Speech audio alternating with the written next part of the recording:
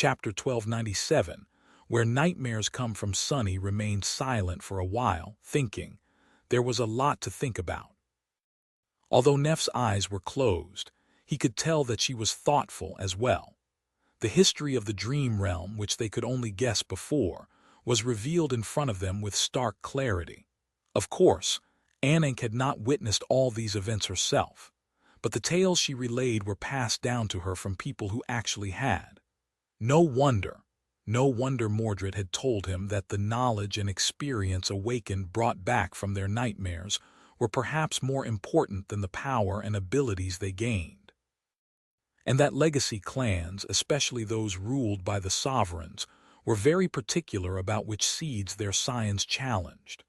Both valor and song must have accumulated a great deal of knowledge, however. That knowledge was not something just anyone could access. Even Nephi's, who had been adopted into the great clan, did not seem privy to most of their secrets yet. That was only natural. After all, knowledge was the origin of power, according to Weaver. And Anvil would not trust her with power until she had proven herself. He lingered for a few moments, then looked to his right, where Anik's mask still lay on the wooden deck. Stretching his hand, he picked it up and stared at the fearsome, demonic face. Sunny could not glimpse anything about the mask.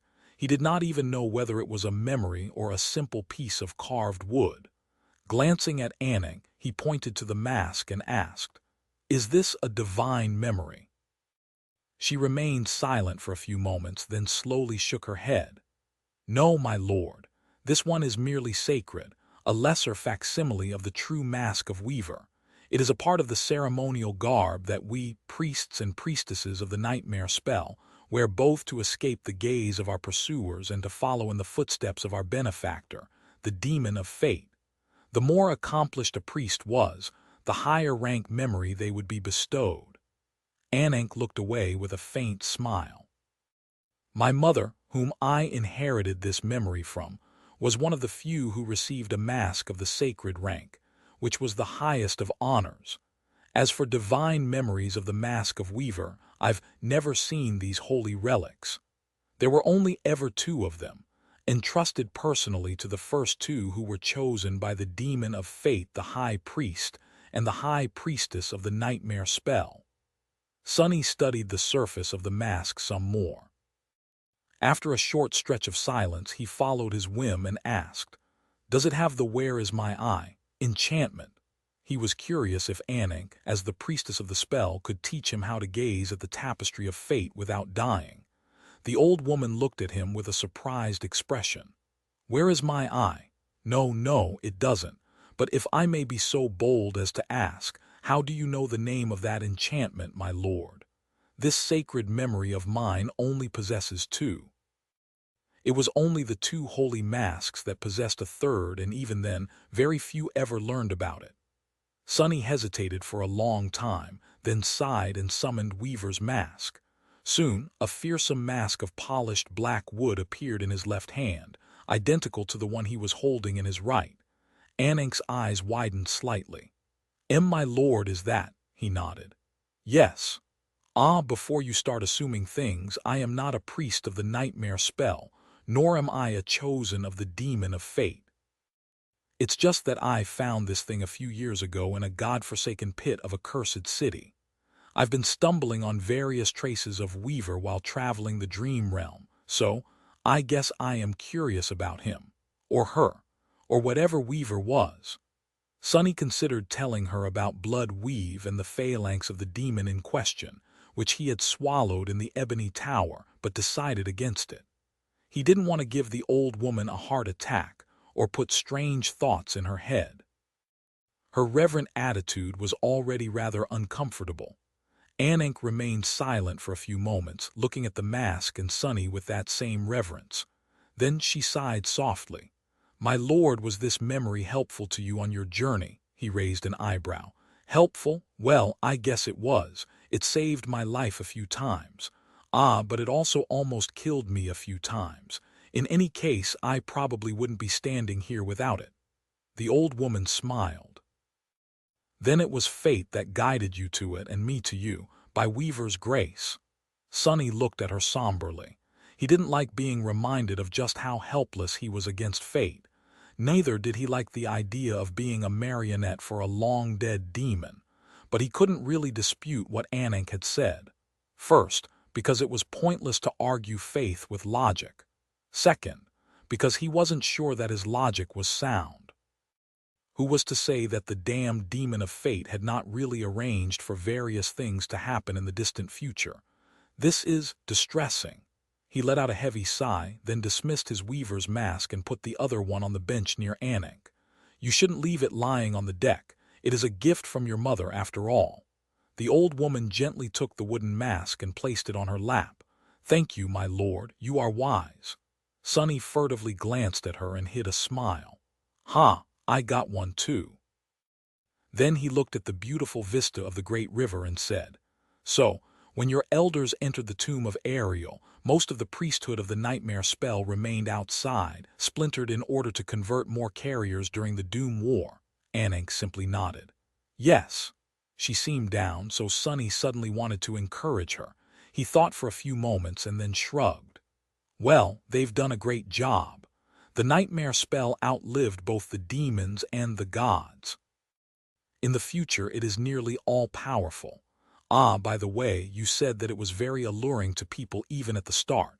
But what about the price? Weren't they afraid of dying in the nightmares? The old woman looked at him with a hint of confusion. Nightmares, my lord, what do you mean? Why would people be afraid of dying in their dreams?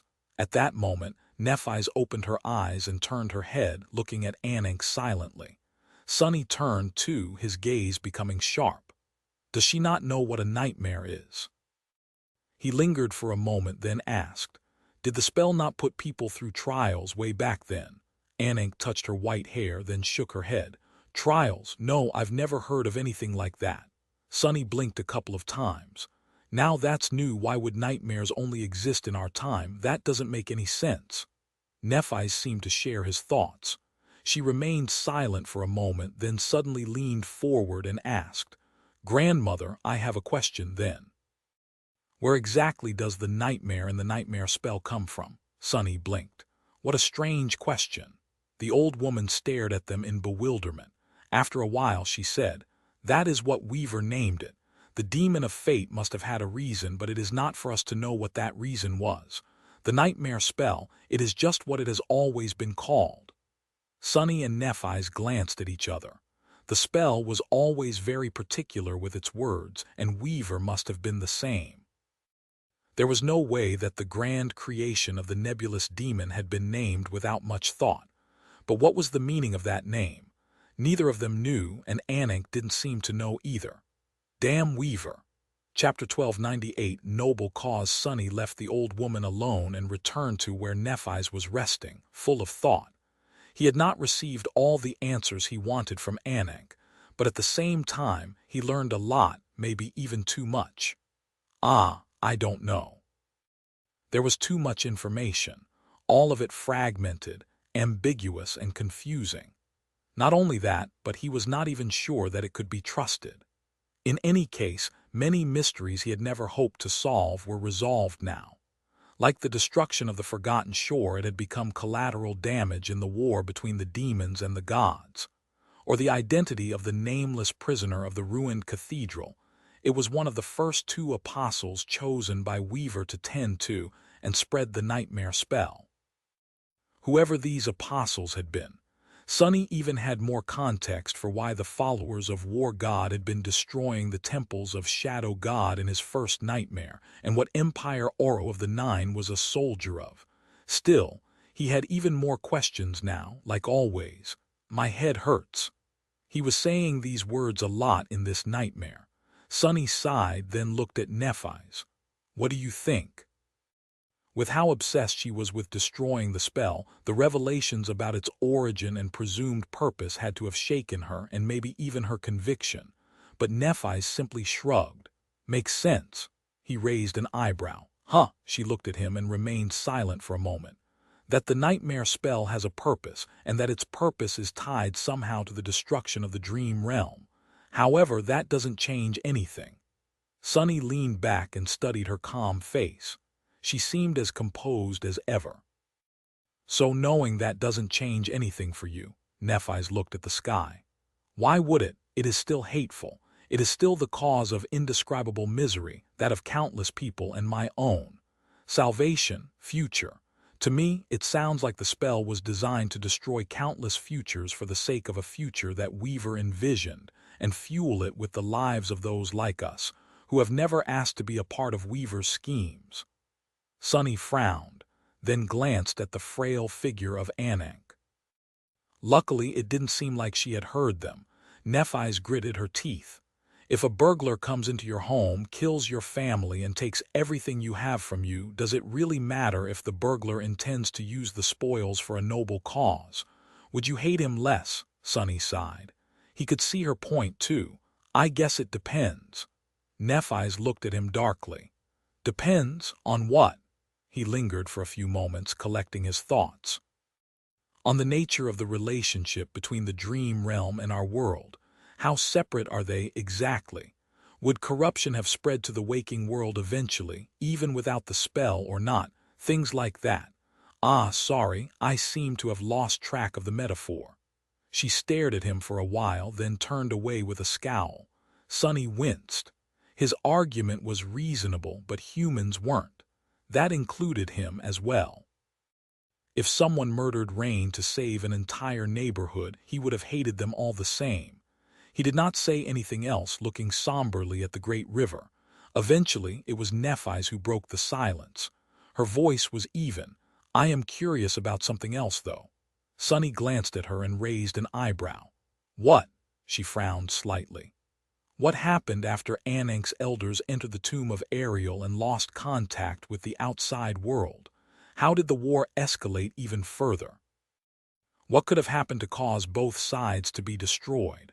Neph's eyes glinted with white radiance. And what role did the spell play in the conclusion of the war?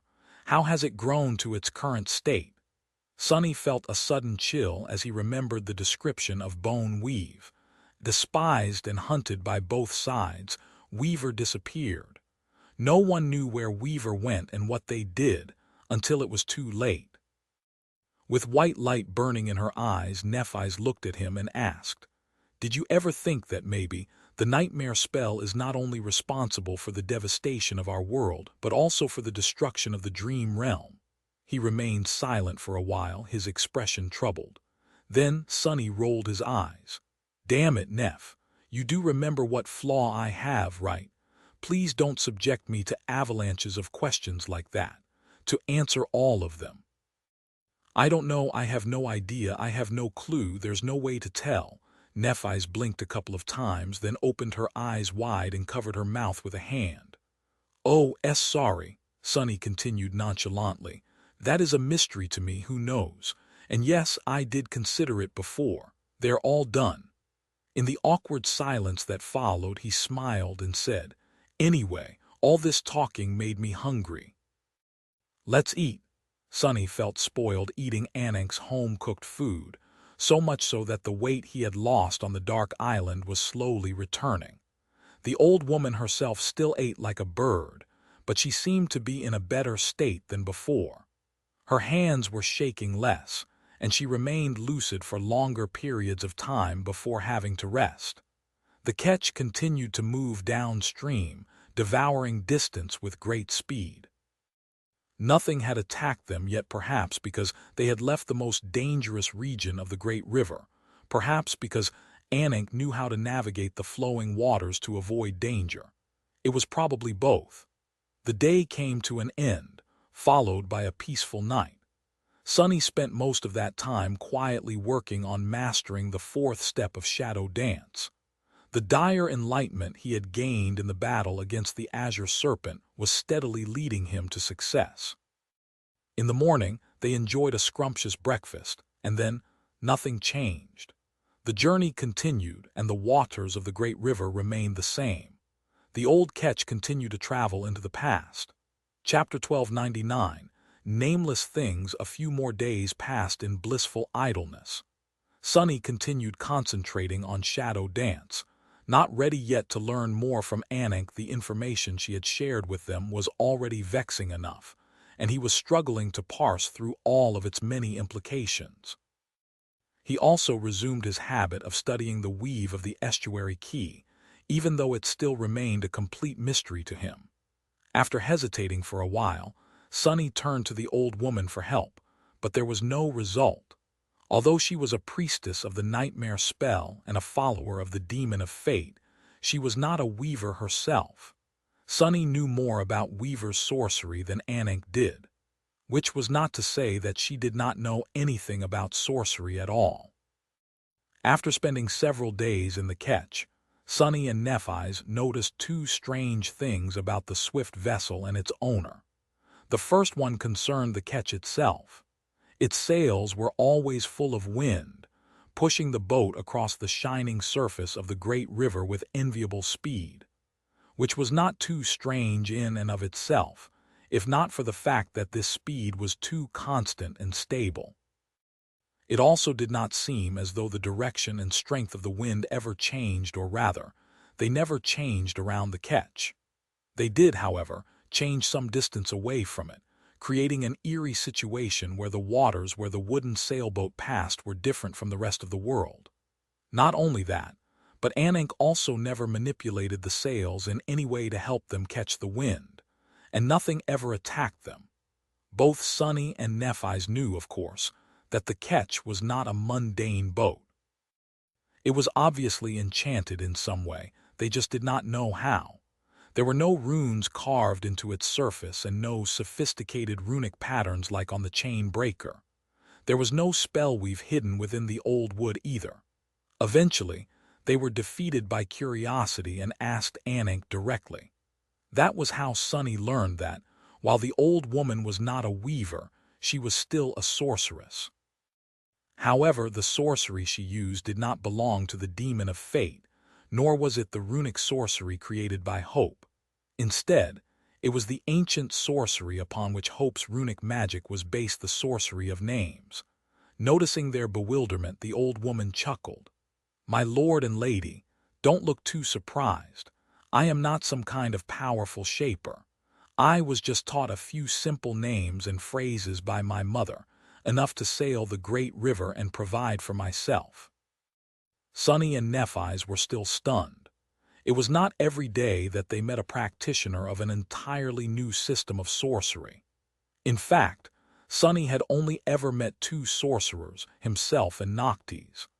Noctis had known a great deal about true names of things and how to invoke them, but his was a more sophisticated kind of magic, which relied on inscribing the names with runes instead of speaking them directly.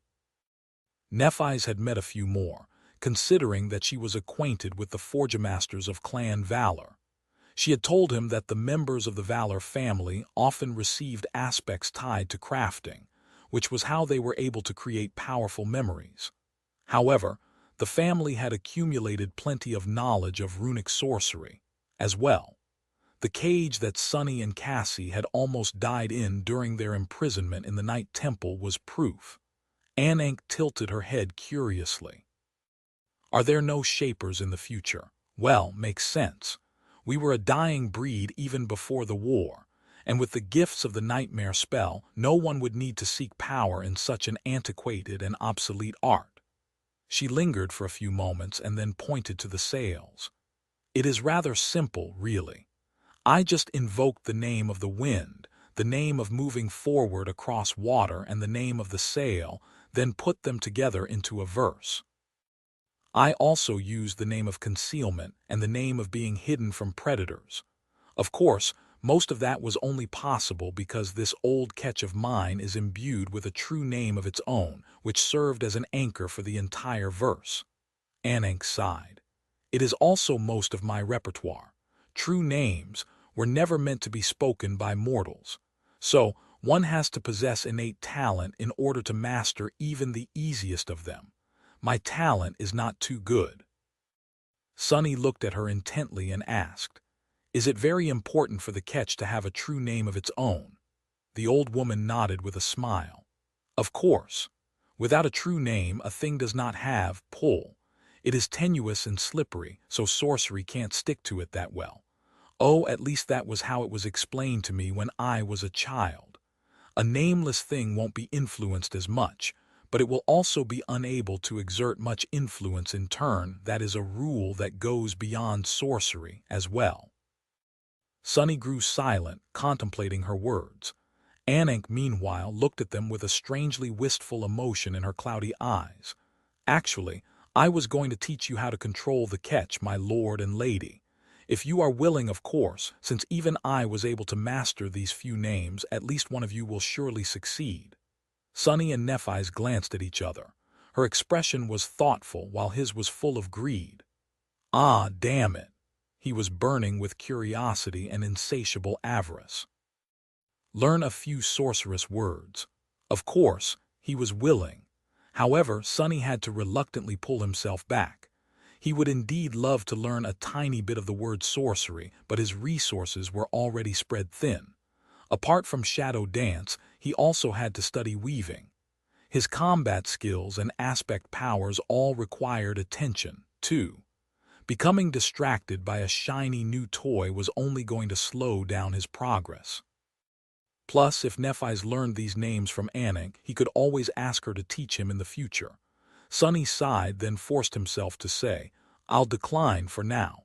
His heart was in pain. Nephi's looked at him silently, then turned to Anik and bowed slightly. "Please teach me, grandmother." The old woman nodded with satisfaction. "It will be an honor, my lady." And that was how the first strange thing they noticed was resolved. The second had to do with Anik herself. It seemed that the further downstream they traveled, the more the old woman changed. Chapter 1300, Riverborn. When Sunny and Nephi's first met Anik, both were concerned about the frail old woman. She just looked too ancient and weak, ready to snap like a twig. Her tanned skin was thin and transparent like oil paper, her cloudy eyes teary and dull, her gaunt figure so small that it seemed to be drowning in the black folds of her dark mantle. They were not sure that the old woman could survive another peaceful day, let alone a long and perilous journey across the great river. However, as the days went by, their worries were proven wrong. Old Anik continued to cling to life. In fact, her condition seemed to be improving little by little. She had more energy now, could remain fully lucid for longer periods of time, and even regained some of her appetite. At first, Sunny thought that it was simply the result of finally having hope again after waiting for the two of them for gods knew how long, as well as eating better. But as more time passed, the difference became too obvious to be explained by mere inspiration. Anik was definitely changing. Her hands gradually stopped shaking, and her grip on the steering oar became firmer.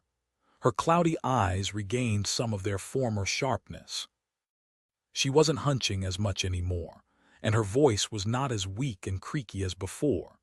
She did not grow tired as quickly as she had at the start, and the long periods of silence where she seemed to doze off with her eyes open happened less and less frequently, until ceasing altogether. It was as though Anik was slowly growing younger. Sunny had to admit that he was not just imagining things when he opened his eyes one day to notice that there were suddenly a few black strands in her long, snow-white hair. "What is going on?" He looked at Anik for a few moments, then lowered his gaze to the powerful current of the great river, which flowed into the past. Nephi's, who had been practicing the names the old woman taught her to no result, for now noticed that he was awake and carefully pulled on the sleeve of his tunic. Then she silently glanced at Anik and back. Sunny hesitated for a moment. "Me? Why do I have to ask? Asking a woman about her age, does she think I like courting death?" Well, to be honest, his track record indeed suggested that he did. He sighed, threw an indignant glance at Nephi's, and approached the old woman while secretly studying her face and thin frame. There was no denying it, Anik looked much more hale than she had before. She could not be called young by any means still, but neither could she be called decrepit or ancient. Sunny lingered for a second or two, then asked politely, "Grandmother, can I ask you something?" The old woman smiled at him kindly. "Of course, my lord." "Now what am I supposed to say?" Sunny took a deep breath, then just came clean with it. It might sound weird, but are you, by any chance, getting younger? Anik looked at him with a startled expression. Sunny coughed in embarrassment. I'm sorry, it's just that I noticed that you look better. I don't mean that you didn't look well before, the old woman suddenly chuckled. No, no, it is me who needs to apologize, my lord. I've never met someone entirely from outside the tomb of Ariel before. That is why it is not easy for me to account for the fact that you might not know some things that are common sense here. She shook her head and then said gently, yes, this body of mine is indeed getting younger. It is because we are moving downstream. Sunny and Nephi's looked at each other, perplexed. After a few moments of silence, he furtively studied her slender figure while she openly studied his. Eventually, Nephi said, but it doesn't seem like Sunny and I changed. Wouldn't they have become toddlers by now? Anik nodded, her expression slightly sad. Of course not. It is because you are outsiders while I am Riverborn. The outsiders are not beholden to the flow of the great river since they have come from outside it. They are free to roam it as they wish, traveling any distance. That is why they are also called pilgrims. She smiled. But we, Riverborn, are different. Since we were born inside the tomb of Ariel, we are beholden to the flow of time within it. We can only travel as far as our lifespans allow, and even then, the only direction that is allowed to us is upstream. We are chained to the stretch of the great river where we come from. Sunny looked at her in bewilderment, struggling to imagine what such a life would look like. Wait, how does it even work? At the same time, Nephi's asked, so you grow older when you move upstream and grow younger when you move downstream. That is in relation to the place where you were born. Anik looked between the two of them helplessly, then finally decided to answer Nef's question first and nodded. Indeed. Sunny blinked a couple of times, then suddenly opened his eyes wide. Wait, does that mean that as long as you stay in place, you are immortal? Anik sighed softly. Our bodies will not age, my lord. That is not the same as being immortal. She looked at the sparkling expanse of the great river wistfully. Actually, we Riverborn don't usually live that long, at least not in Weave. Life here is full of hardship and the waters are dangerous. Since we live close to the desolate future, there are many corrupted coming from upstream, all of them immune to the flow of time. Things were fine when we had many outsiders among us, our elders, but as their number dwindled, it grew harder and harder to provide for ourselves and defend the city. The old woman's face grew dark. After all, it is not easy to fight an enemy that can attack and retreat freely while you lack the ability to pursue it. Still, we managed. Life in Weave might not have been easy or opulent, but it was blissful. At least mine was. Anik fell silent, a faint smile on her lips. Now wait a minute. Sunny tilted his head and, unable to control himself, blurted out. Then, grandmother, no, Anik, how old are you really? Ah, what am I doing? The old woman looked at him and chuckled. Me, actually, among the river people, I am considered to be quite a young woman. He froze. Nephi's froze too. Why young? Anik nodded earnestly. Of course. I am barely 200 years old.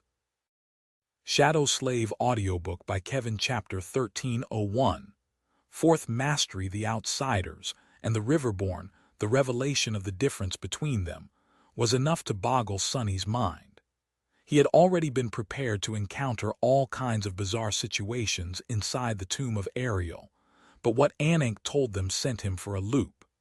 It was because Sunny had only considered the odd perils of the great river in relation to himself, not in relation to a whole civilization. The way the river people lived was fundamentally different from anything he had ever known, because the most fundamental truth of the world, time, worked differently for them.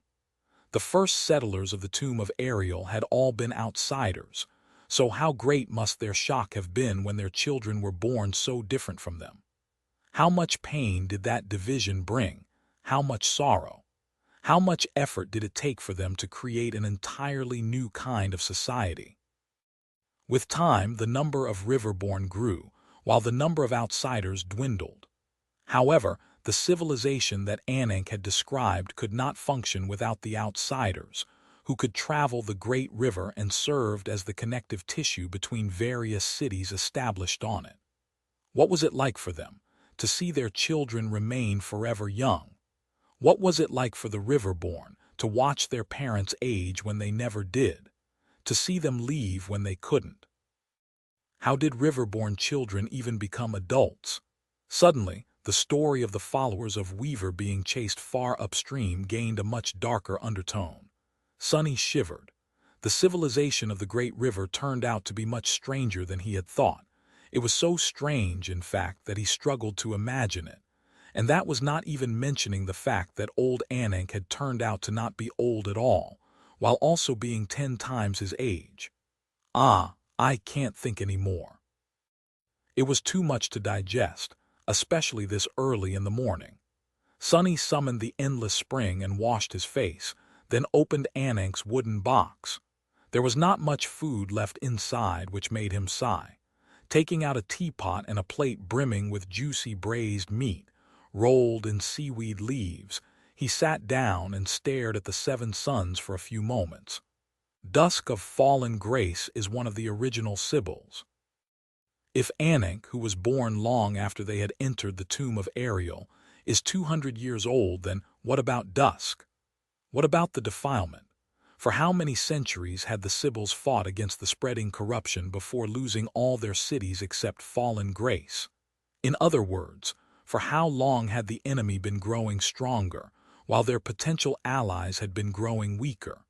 Shaking his head, he poured the tea into 2 cups and grabbed a seaweed roll. No matter how long it has been, I need to grow stronger too, and do it quickly. A few more days passed. Nephi's had spent them diligently learning how to control the catch with the names, while Sunny mostly sat at the bow, looking at the water silently. Sometimes he would allow himself to get distracted and either think about the tomb of Ariel or study the estuary key. Almost all his time, however, was dedicated to mastering the 4th step of shadow dance. Feeling that he was on the brink of an epiphany, Sunny even abandoned sleep. The 7 suns rose and fell, but he remained motionless, his eyes veiled by deep shadows.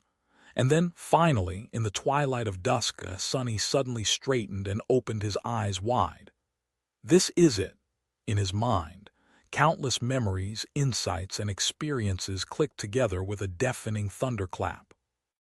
The feeling of being embraced by the dark carapace of the shadow shell, the strange state of dissolving into shadows only to manifest himself into a tangible form, the memories of the Red Colosseum, where he slowly learned to fight in the unfamiliar body of the shadow spawn, the harrowing labyrinth of nightmares, the furious battle with the azure serpent. All of it came together. Being able to peer into the essence of the enemy, to mimic them both in thought and action. Training his body to be supremely adaptable and flexible. Breaking the rigid constraints of his mind to make it formless and shapeless, akin to a shadow. Those were all necessary steps without which this evolution would not have been possible. It was all for this moment. It was all to truly become a shadow. I see now. As Sunny gazed into the twilight, the encroaching darkness around him moved and stirred.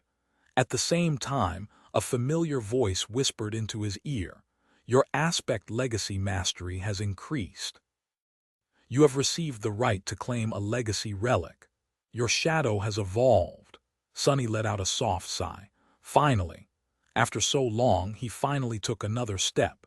Instead of summoning the runes immediately, he closed his eyes and assessed the breakthrough he had made. The 4th step. It was a departure from his previous understanding of shadow dance, indeed. It was not about understanding the enemy to absorb their battle style and anticipate their moves. It was not even about peering into their essence to know their feelings and intentions. It was about becoming the enemy, both in thought and in flesh, just like he had done with Daron of the Twilight Sea. As a result, The previous skills Sunny had cultivated through practicing shadow dance had all grown stronger. His ability to shadow his enemies had been elevated to a new level and would allow him to do it much faster, as well as to a wider extent. More importantly, his ability to learn the structure and function of the bodies of various creatures had been elevated tremendously. Up until now, Sunny had only ever achieved two forms except for his own, that of the Shadow Spawn, and that of the River Serpent. The former was the result of his many experiences in the second nightmare, while the latter was the result of an entire month of constant and meticulous observation. He wouldn't need a month to learn a new form anymore. Of course, he wouldn't be able to do it instantaneously, either, but the amount of time was drastically reduced. Sunny felt that he would have been able to become a river serpent in a week if he had mastered the fourth step before the Dark Island. But that was because the Azure Serpent had been so much greater than him and so very different from him. At the same time, the Mad Beast had been a human once, and thus not entirely alien. Some forms would take less time, while others would take longer. And the more forms he learned, the easier creating the next one would become. But it is also dangerous. The third step of shadow dance was dangerous, but the fourth step was much more so. If Sunny wasn't careful about changing his form too drastically and too often, he could very well lose the connection to his own. "I'll be careful," he sighed, then opened his eyes and finally summoned the runes. Sunny really wanted to check how Soul Serpent had evolved, but the runes of his absent shadow were lifeless and dull. He couldn't summon more information about Serpent while it was away. So he turned to his Aspect Legacy instead and read, holding his breath, Aspect Legacy, Shadow Dance. Shadow Dance Mastery Level 4/7. First relic claimed, second relic claimed, third relic claimed, fourth relic claimed, fifth relic unearned. Sunny lingered for a moment and then whispered quietly, "Claim." Nothing happened for a few seconds. Then it seemed as though the world turned a little darker and the spell spoke. "You have claimed an Aspect Legacy relic." Its words echoed above the flowing water. There was silence for a moment, and then the spell whispered, "You have received a fragment of Shadow's domain." Chapter 1302, Absolute Loss. Sunny froze, paralyzed by the whisper of the spell. What? Had he heard right? Had it really said a fragment of Shadow's domain, of a god's domain? No, wait. What even was a divine domain, and how could there be a fragment of it? How could there be a fragment of any domain for that matter? Weren't domains more concepts than things? What could a fragment of a concept look like? Sunny took a deep breath, trying to calm himself. Slow down. Think, most importantly, don't fall off the catch. He was so out of it that he had almost swayed and tumbled over the side of the boat. Sunny was more than fed up with suddenly falling into water, thanks to the spell, so he hurriedly took a step back. A fragment of Shadow's domain. Come to think about it, hadn't he heard something similar once? During the second nightmare, when they assaulted the Ivory City, the moon had been suddenly devoured by an enormous shadow, and the world was plunged into darkness. When that happened, Noctis said that he had not expected Severas to possess a piece of Shadow's domain. Ivory Dragon Severax was a direct descendant of Sun God and an immortal saint, and yet it was strange for him to possess something like that. And now, Sunny received a piece of a god's domain too. Damn, Sunny needed a few minutes to calm down. During these minutes, his imagination ran wild. He fantasized about all kinds of developments, from immediately becoming a sovereign to instantly ascending to the divine rank. However, his rationality eventually won. It doesn't work like that. Indeed, possessing a fragment of someone else's domain did not mean having one of your own. More than that, the Ivory Lord, who had used his piece of Shadow's domain to seal the moon and rob Noctis of his power, had not shown any ability above what a saint from a divine bloodline should have possessed. So, while the fourth aspect relic of Shadow Dance had to be immensely valuable, it was definitely not a broken cheat item that would turn Sunny into a god among men. Yes, Just what the hell is it and what can it do? He threw a sideways glance at Nephi's and Anak, then turned back to the shimmering runes. And where the hell is it? Sunny read the runes from the very first one. Name, Sunless. True name, Lost from Light. Rank, Ascended. Class, Tyrant. Shadow Cores, 5/7. Shadow Fragments, 1448/5000. Memories, Silver Bell. The Crown of Twilight was the last memory on the list. The fragment of Shadow's domain was not among the memories. Neither was it among the echoes, shadows, attributes, or abilities. In fact, there was no indication of it anywhere. Wait, no, what is that? A single new rune appeared close to the end of the shimmering field of symbols. Sunny blinked as he stared in that direction. Aspect abilities, shadow control, shadow step, shadow manifestation. Aspect legacy, shadow dance, flaw, clear conscience. Dream anchor, tower of longing.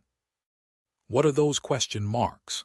He concentrated on the rune that had no meaning except for the lack of it, and there were suddenly a few more beside it. Sunny's heart skipped a beat. The new runes read, Fragment of the Shadow Realm. Description: when Shadow made death, he has become death. Everything that Shadow swallowed died, and everything that died was swallowed by Shadow. Death was an absolute law, and thus, that which was ever-changing was ever-changing no more. Time was an absolute law, and thus, that which was everlasting was everlasting no more. Space was an absolute law, and thus, that which was endless no more. Wielding time, space, and death, the gods defeated and bound their enemies. However, there were those who defied even absolute laws. One of these beings broke free of the Shadow Realm after being swallowed by it, and in doing so, splintered several small fragments of it. This is one of the fragments. By calling upon the fragment of Shadow Realm, its owner can summon a piece of Shadow's domain into existence. Sunny stared at the runes, perplexed. Huh. Then he stared at them some more. Huh. Finally, he dismissed them. Huh. An entire minute passed in complete silence. Well, I'll be damned. It seemed like he had finally encountered something that existed outside the purview of the nightmare spell. Which was why the spell was struggling to integrate the Shadow Realm fragment into its generally all-encompassing system. All the question marks and the awkward placement of the fragment in the field of runes showed that much. For some reason, that made Sunny feel dark glee. He was reveling in the image of the spell being stumped and flustered. On second thought, though, he quickly strangled that feeling. Sunny was more than certain that the spell could read his mind, and while it was not exactly alive, most likely, he wouldn't go as far as to say that the spell couldn't hold a grudge. No, it is completely understandable. I also can't make sense of that thing, yeah. The point was that the fourth relic granted to him by Shadow Dance could make a fragment of the Shadow Realm descend into the world. What that entailed exactly, Sunny was not sure. He had seen it happen once in the second nightmare, and it caused the moon to be obscured by a giant shadow. Considering that he was a master of shadows and even one himself, something like that would definitely be very beneficial to him. It was just that Sunny had no idea what the summoning would cost him, how it would transpire, or what the actual process was. He didn't even know if it could be done only once or repeatedly, which was why he was hesitant to experiment and find out. What would he do if the very first experiment turned out to also be the last time he could use the Shadow Realm fragment? As the seven suns drowned and the waters of the great river started to shine, Sunny sighed and shook his head. Well, at least, if I am surprised by how that thing works, my enemies will definitely be surprised much more. Then he shivered. If a fragment of Shadow's domain was the fourth relic of Shadow Dance, then what the hell would be the fifth? What about the seventh? Chapter 1303, The Great and Terrible Lord Sunless. Eventually, they ran out of food. Anak's wooden box was now completely empty except for the plates and cups that Sunny had washed and carefully placed back. There was not even wine left, despite the fact that neither he nor Nephi's were fond of alcohol, diluted or not. The old woman seemed stricken by guilt at the lack of things to feed them, although she was not that old anymore.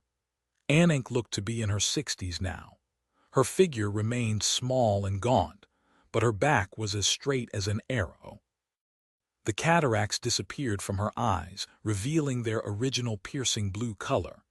The thin white hair of the elderly priestess turned gray and full, and although her tanned skin was still mapped with wrinkles, it was not brittle and transparent anymore. Her frailness and fragility were gone, replaced by wiry tenacity. Overall, she resembled quite a healthy old woman now. That old woman was currently pacing the wooden deck, crushed. Oh no. Oh, what a blunder. I should have prepared more. Sunny and Nephi's looked at each other in confusion. After a few moments of silence, Neph cleared her throat and said, "Grandam, Anik, you don't have to worry about us. Sunny and I, we are both used to hunger and hardship. This is nothing." The old priestess looked at them silently. "But you are children of Weaver. How can I?" Nephi shook her head. "How do you think children of Weaver live?" Anik fell silent, then said hesitantly, "I don't know." Sunny sighed and leaned on the side of the ketch with a smile. "That one once spent 2 years traveling through desolate hells all alone. I recently led numerous refugees across 3,000 kilometers of abomination-infested mountains in bitter winter. We are used to storming the strongholds of dreadful horrors, clashing with titans, and surviving all kinds of unspeakable things. Hell, that one time, Nephi's destroyed an entire sun. So believe her when she says that going a few days without food is nothing." The old woman stared at them silently for a while, her eyes wide. Finally, she took a deep breath. "Your glory rivals that of the Serpent King, my lord and lady. No wonder, no wonder." Sunny raised an eyebrow. "Serpent King," Anik nodded with a distracted expression on her face. "Yes, Daron, the King of Twilight. We never met him or his people, but rumors of his deeds reached even Weave." Sunny scratched the back of his head. "Oh, I met him, though." The old woman froze. "My lord." "You met the Serpent King?" He nodded, slightly embarrassed. "Yeah." Then Sunny looked away and added, "I killed him." Anik's blue eyes widened, prompting him to hurriedly add, "But he was already corrupted. It's not like I just killed him for no reason." The old woman remained silent for a while, then quietly sighed. "Fish. I am going to catch some fish. We will be arriving at Weave soon, but still. My lord and lady shouldn't suffer hunger while in my care." With that, she turned away from them with a determined expression, which failed to hide a look of pure amazement. Sunny chuckled quietly and closed his eyes, enjoying the warmth of the 7 suns on his face. After a few moments, though, he opened them again and glanced at Anik with curiosity. He still wasn't sure how exactly one went about catching fish in the great river. As it turned out, Anik had a very strange idea of what fish was. First, she opened a hatch and produced several items from beneath the storage space beneath the deck: a large ceramic bottle, a bundled rope with a jagged hook attached to it, a set of heavy stone weights, and a scattering of softly shining soul shards, which were all stored in a transparent water skin that seemed to be made from a swim bladder. Then, she grabbed the bottle and climbed onto the helmsman bench, looking at the water from above. When Anik opened the ceramic vessel, the stench of blood spread through the air. The bottle was, indeed, full of blood. The old woman whispered several words, which Sunny couldn't really make out despite hearing them clearly. At the same time, the ketch suddenly started to slow down, and a subtle, imperceptible change spread through the world. He suddenly did not feel as safe as he had before. "Our concealment is broken." As Sunny tensed, Anik poured the blood into the water and outstretched one of her hands. A whirlwind of sparks appeared around it, and soon, a long harpoon manifested itself into existence. Rising the harpoon above her head, the old woman inhaled deeply and then spoke one more word aloud. In the next moment, it was as though an invisible and intangible shockwave spread outward from the ketch. Sunny did not know what its purpose was, but he felt something stir deep within his soul. The thick blood dissolved in the water, causing it to turn red. Then, as if responding to a call, a swift shadow shot toward the ketch from the deep. Crap! Sunny scrambled to his feet, but before he could do anything, Anank's wiry arm whipped forward and her harpoon tore through the air with a fierce whistle. It plunged into the water and disappeared from view. A minute later, the old woman dragged the corpse of a fallen nightmare creature onto the deck. The abomination was not too large, with a grotesquely deformed body and flesh that resembled a sponge. Sunny shivered in disgust. "We are going to eat." "That," the old woman shook her head. "No, my lord, this is simply the bait." She summoned a curved knife and skillfully sliced the carcass of the creature open.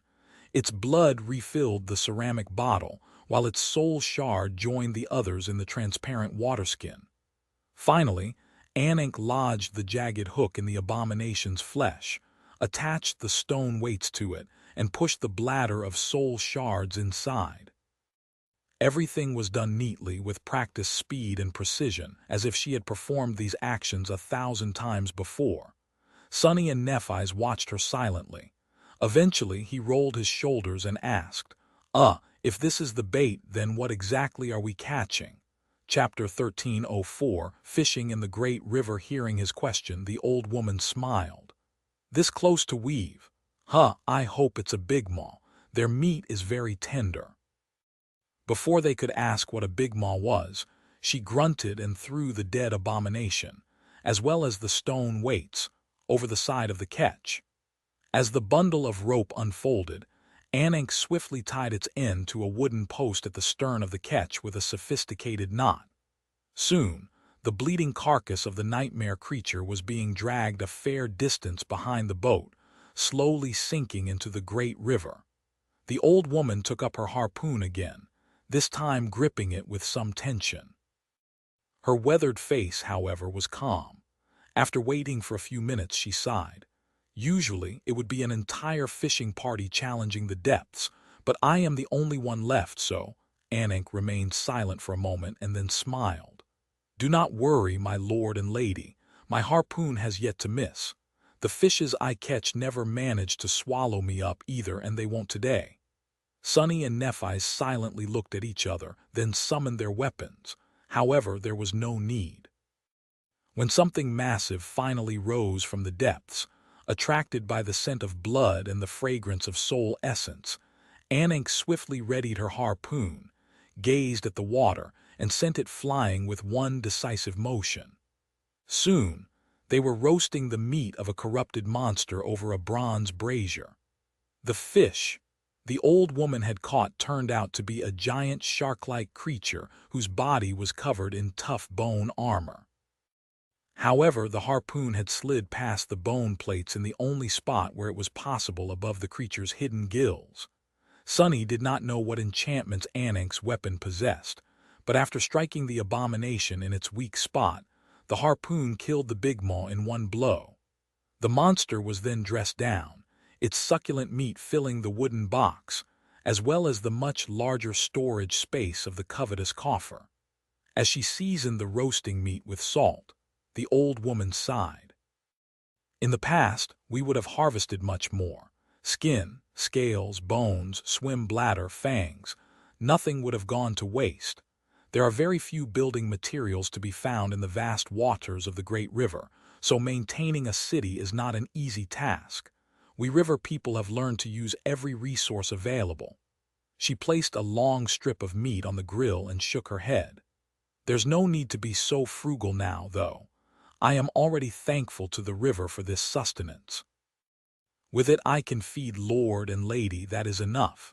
Sunny hesitated for a few moments, then asked, "But isn't it very dangerous to hunt the corrupted this way?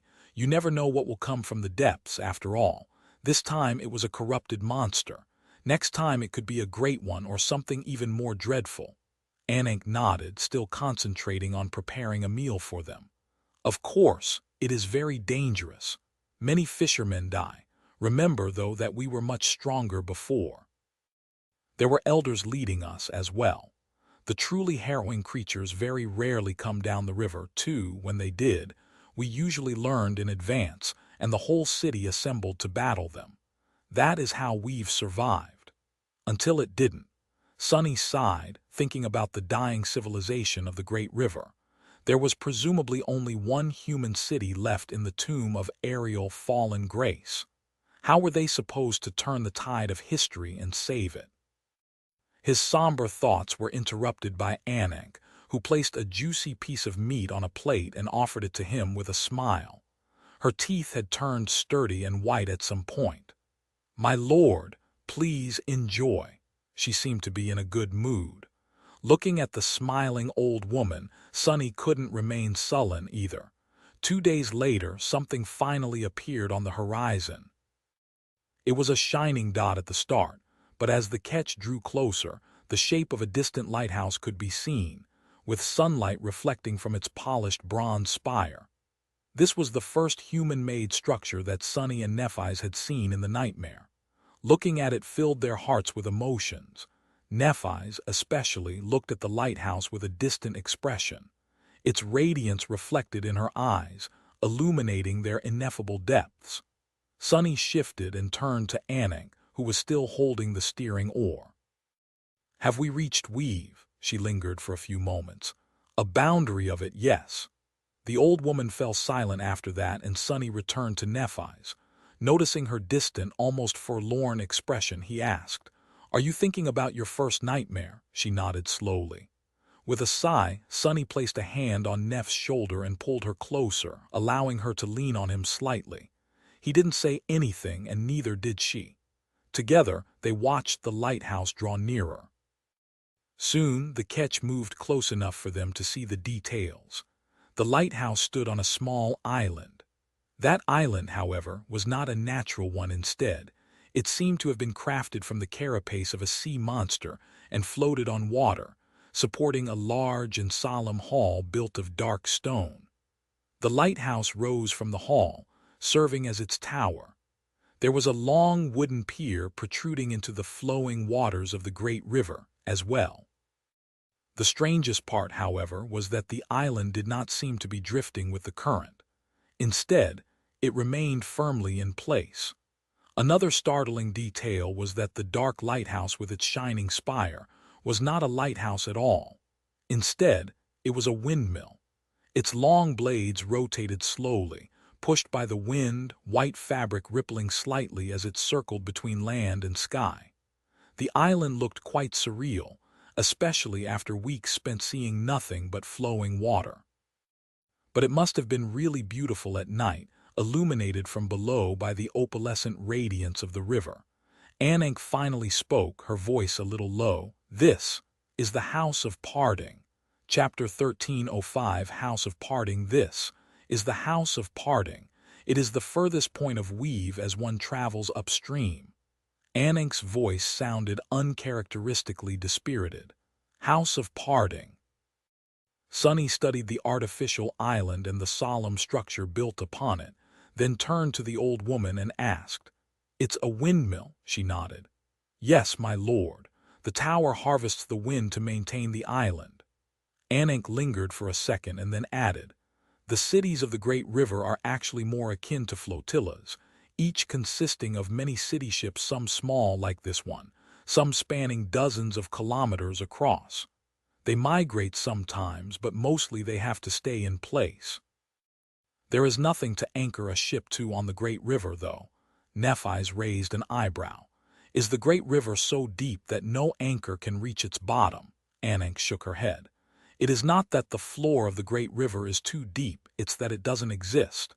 No one has ever managed to reach it, at least. So, we had to find other ways."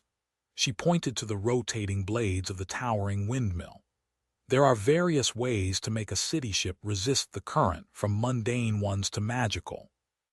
The House of Parting, you can't see it from here, but there is a great water wheel at the back of the island, constantly propelling it forward at the same speed as the river pushes it back. Its mechanism is mostly powered by the current itself, but the windmill lightens the burden significantly." She sighed. "The island's mechanism is on the brink of collapse now. I've tried to repair it as well as I could, but my knowledge is insufficient to keep an entire city from breaking apart. There's little point to, anyway." Sunny and Nephi's looked at the dark windmill, feeling a sense of awe. The island in front of them was actually the creation of incredible human ingenuity, a floating city district that used the wind and the power of the great river itself to fight against the currents of time. Even now that the people of Weave were gone, it was still pushing forward, refusing to become a thing of the past. The ketch approached the island in solemn silence. As it drew close, Anik released the wind filling the sails, skillfully guided the boat to the pier, and moored it to the pier with a piece of rope. The three of them left the small ketch for the first time in a long, long while. Feeling the sturdy wooden planks of the pier under his feet, Sunny enjoyed the fact that the ground was not swaying and took a few steps. He was swaying like a drunk himself for the first couple, but then regained his balance. As he stretched his limbs, Nephi's looked around and asked, "The House of Parting, why was this place given such a name?" Anik smiled faintly as she headed toward the stone hall and gestured for them to follow. "It is the point of Weave that is the furthest upstream. You know that the bodies of Riverborn like me don't age, however. Humans are not created to be immortal. If one lives for too long and her soul grows weary, she might want to rest in the embrace of shadow." The old woman turned around and looked at her ketch, tied to the pier of the House of Parting. When that happens, the one leaving comes to the House of Parting. Those who love them come too to say farewell. They prepare a feast and celebrate. When all is said and done, the weary Riverborn set sail to go on their last journey. They sail far, far upstream until they reach the end of their lifespan and pass away, one way or another. Anik lingered for a while and then added wistfully, "Actually, I considered going on such a journey too before receiving a dream of your arrival. Ironically, I ended up repeating all the same steps, stopping just shy of the last one. It feels strange to return to the House of Parting from upstream alive." She chuckled and shook her head. "In truth, there are two of these houses. The other one is situated at the furthest point of Weave downstream. All other human cities on the great river are the same, I'd imagine. The lower house is meant for those who were not given a choice and died an untimely death. Their bodies, if recovered, are sent downstream to return to the estuary, the origin of everything. Of course, every outsider departs on their last journey from the lower house as well." Sunny tilted his head, thinking, if the bodies of all perished outsiders were sent downstream and the estuary was the source of the defilement, was that how Dusk of fallen grace had ended up becoming a nightmare creature? Or had she succumbed to corruption first and was given the river burial as a result? She had been wearing a burial shroud when they first met, after all. Is she a friend or an enemy? Anik sighed. "My lord and lady, we will spend the night here. I will retrieve some of the supplies I stored on this island, and in the morning we will continue on the way to Weave proper. There will be more supplies for you to take downstream there, so I hope you don't mind." Sunny felt that spending the night in a place called the House of Parting was a bit ominous, but he was not going to refuse a night of sleeping on solid ground with a roof over his head out of superstition. More than that, while he and Nephi's had enjoyed plenty of rest on the way, Anik had mostly stayed awake, controlling the ketch and preventing anything dangerous from happening to them. She had to take a break, too. He nodded. "Of course. Guide the way." The old woman nodded and continued walking toward the great hall. Her steps were light and energetic. By the time the 7 suns fell into the river, the 3 of them were inside the House of Parting. The interior of the grand hall was beautiful and solemn, but at the same time strangely modest. The followers of Weaver had not been a prosperous nation after all. Looking at the decor of the stone hall, Sunny could clearly see which ornaments and decorations had been inherited from the original outsiders, who came from the dream realm, and which were crafted by their Riverborn descendants. Despite being attentive and earnest artisans, the Riverborn were clearly much less sophisticated than their ancestors, not to mention extremely limited in terms of resources. In fact, he was surprised by some of the things he had seen already. The wood that Anank's Ketch and the pier of the House of Parting were built of, for example. Where had it come from? The fruits that she had treated them to as well. There was no soil anywhere on the great river, so how could there be trees? How could there be flour to bake pies and tea leaves to brew tea? Curious, he asked the old woman about it. She smiled. The trees, there are some. There are floating gardens and fields in weave. They are not too large, of course, because the surface of the city is limited. So, we can only afford to eat fruit, bread, and rice on special occasions. Most of the year, the river people eat what the river gives. Sunny looked down, suddenly feeling guilty. So the delicious food he and Nephi's had been enjoying was something that Anank herself had not tasted often. They were currently in one of the smaller chambers of the House of Parting, the old woman preparing to cook them a late supper. He had been rather complacent in allowing her to take care of them, mostly because it felt great to be pampered by someone caring and kind, but also because Anank was strangely adamant about treating Sunny and Nephi's with utmost dedication. However, he suddenly wanted something else to happen today. Walking over to the old woman, he gently pushed her away from the table where all the ingredients were waiting to be prepared and cooked. "Go rest, Anank. I'll take care of everything." She looked at him with big eyes. "But my lord," Sunny resolutely shook his head. "No buts, you don't need to cook. Today this lord is going to cook for you instead." Throwing an evaluating look at the ingredients, he grinned and added, "Do you know, I am planning to get rich by opening a restaurant in the future."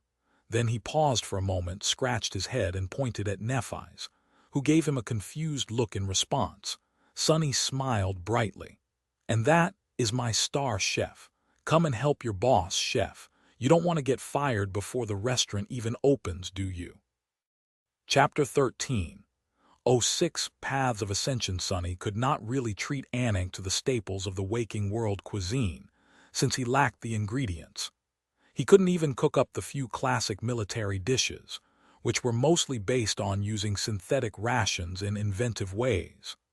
However, he and Nephi still managed to make a delicious meal. They were awakened, after all, and awakened were supreme masters of turning monster meat into all kinds of delightful dishes.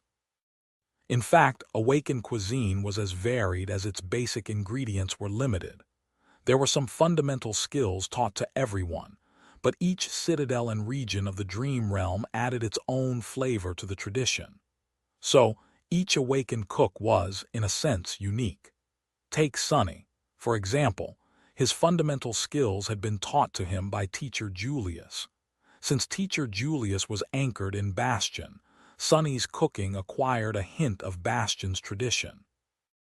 Later, it was influenced by the flavor passed down to Nephi's by the Immortal Flame clan, and then assimilated the improvised habits of the sleepers of the Dark City.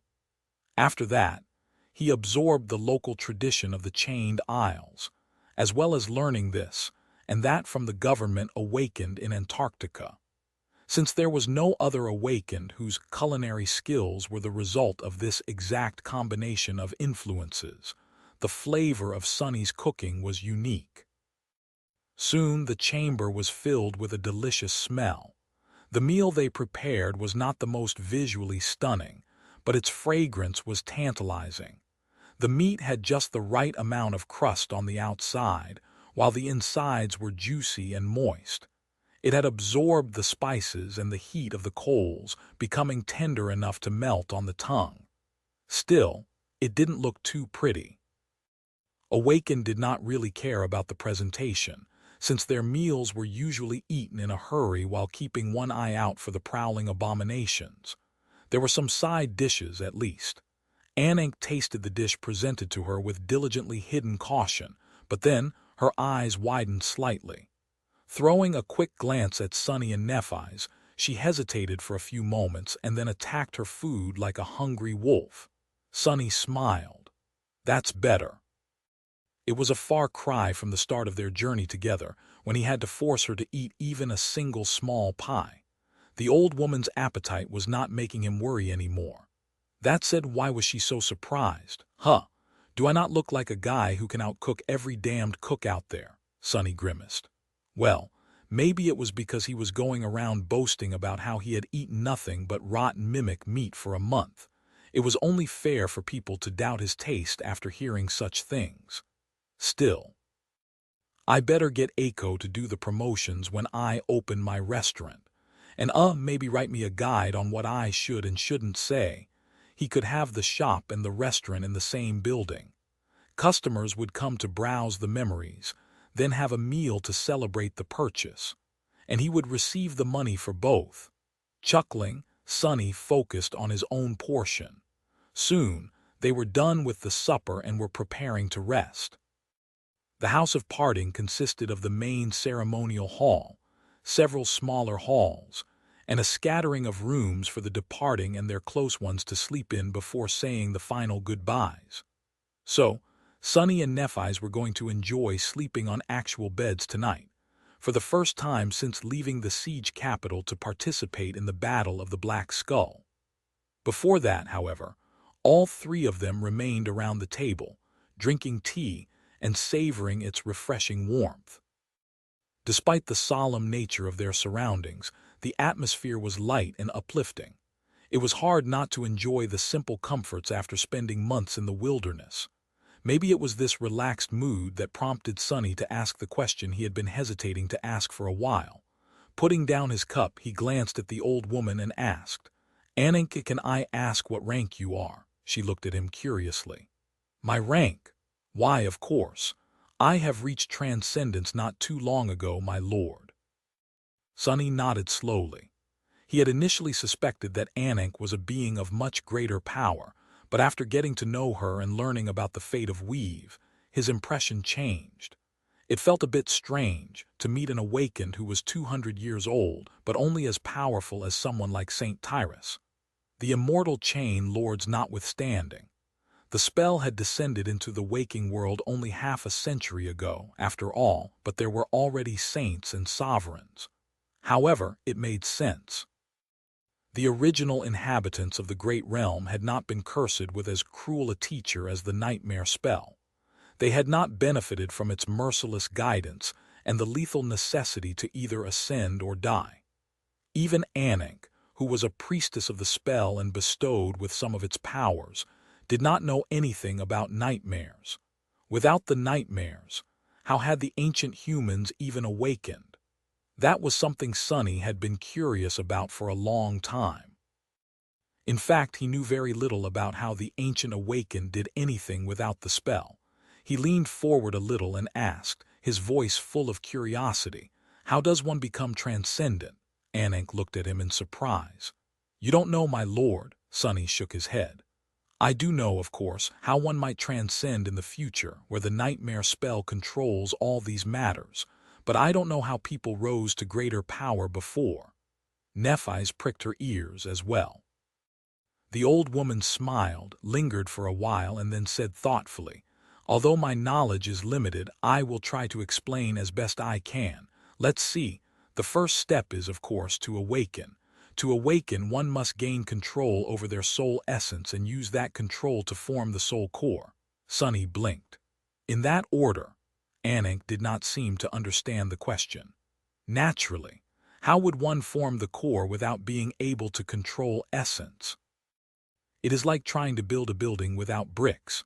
There are some powerful creatures who are born with their soul cores already formed, sure, and have to learn to move their essence as they mature. But most are born dormant like us humans." She paused for a moment. "Learning how to control essence is the hardest part.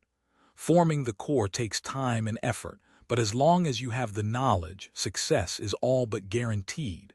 Well, some still fail, of course, and die after their souls collapse." Sonny and Nephi's glanced at each other. So, the ancient humans awakened in the reverse order compared to modern humans, who formed their soul core after the first nightmare and gained the ability to control essence after surviving the first journey to the dream realm. That was how the spell arranged things. Interesting. Nephi's took a sip of her tea and asked, her voice tinged with a hint of curiosity. Then how does one learn to control their essence? The awakened of the waking world received the ability to sense their essence from the spell. The intuitive knowledge of how to control it was gifted to them. Too, it just took time and practice to turn that control into a practical skill. Most received these gifts after awakening, while Nephi's had to catch up after becoming a master. Ankh thought for a few moments. There is no single way to gain control over your soul essence. In fact, it is a unique experience for many. Some spend long years meditating and perfecting their souls, eventually entering a state of unity between mind and soul. Some attune themselves to the world and gather insights about the nature of living things, traveling from realm to realm. Some follow the teachings of great warriors and train their bodies, testing themselves through hardship and battle. Some even receive sudden epiphanies in a moment of dire crisis with no preparation whatsoever. She hesitated for a bit. However, there is a path that anyone can walk, both the simplest and the most dangerous, as well as the most vile. Sunny raised an eyebrow. And what is that path? Ankh sighed. It is to absorb soul essence that has already awakened, through killing those who have already awakened and plundering their soul shards. Her face turned grim. The awakened essence already knows how to be controlled, so when it is mixed with the essence of dormant beings, it will change that essence a little. Absorb enough of it and your essence will awaken too. Things were simple during the Age of Heroes, when many corrupted prowled the realms, and humans had to battle them to survive. But as the eras changed and there were fewer monsters to kill, some humans and noble creatures turned to killing each other instead. Chapter 1307. Before the nightmare spell, the old woman fell silent. Sunny and Nephi's were somber too. It was too easy to imagine what vile acts those who lusted for power could commit in a world that rewarded murder with strength. In fact, the same vileness could have consumed the waking world, where absorbing the essence of slain humans was easier than hunting down countless nightmare creatures. If not for the government and people like Jet, who maintained order and suppressed the darker side of the awakened society with an iron fist, things would have turned grim long ago. Legacy clans also played their part, preventing human enclaves in the dream realm from spiraling into lawlessness. Eventually, Sunny sighed and shook his head. So, once your soul essence awakens and you can control it, the next step is to patiently work on forming the soul core. What happens then? Ankh smiled and pointed to her chest, where the soul core of a human was usually located. Accumulation of power. Ascension is a step of rising above one's mortal nature by improving the quality of their essence, and their body as well. This step can be slow if one refines themselves naturally, or fast if one improves their essence by absorbing the essence of stronger beings. Once the soul essence reaches a qualitative change, the soul core will reform itself and grow stronger as well. Of course, it won't happen without some conscious refinement either. Sunny tilted his head. How does one refine their essence exactly? Ankh laughed. It's not something I can explain in one conversation. There are methods and techniques, the knowledge of which has been accumulated over countless generations and is taught to disciples over many years. Even then, very few manage to succeed. Of course, all those who do succeed have to find the way into their soul sea first. Without the ability to enter the soul sea, it would take one many lifetimes to ascend even with the best refinement technique. She shook her head with a smile. At least that is how it is for us humans. Some of the noble creatures have their own ways. They can possess multiple soul cores as well and walk the path of ascension more naturally. Sunny blinked a couple of times. Wait, people have to learn how to enter their soul seas. The old woman nodded matter-of-factly. Of course. That is without the guidance of the nightmare spell. Weaver gave us mortals a gift that can hasten each step on the path of ascension, including the discovery of one's soul sea.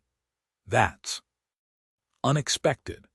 Everyone just assumed that being able to access the soul sea was a natural ability of all awakened, including sleepers.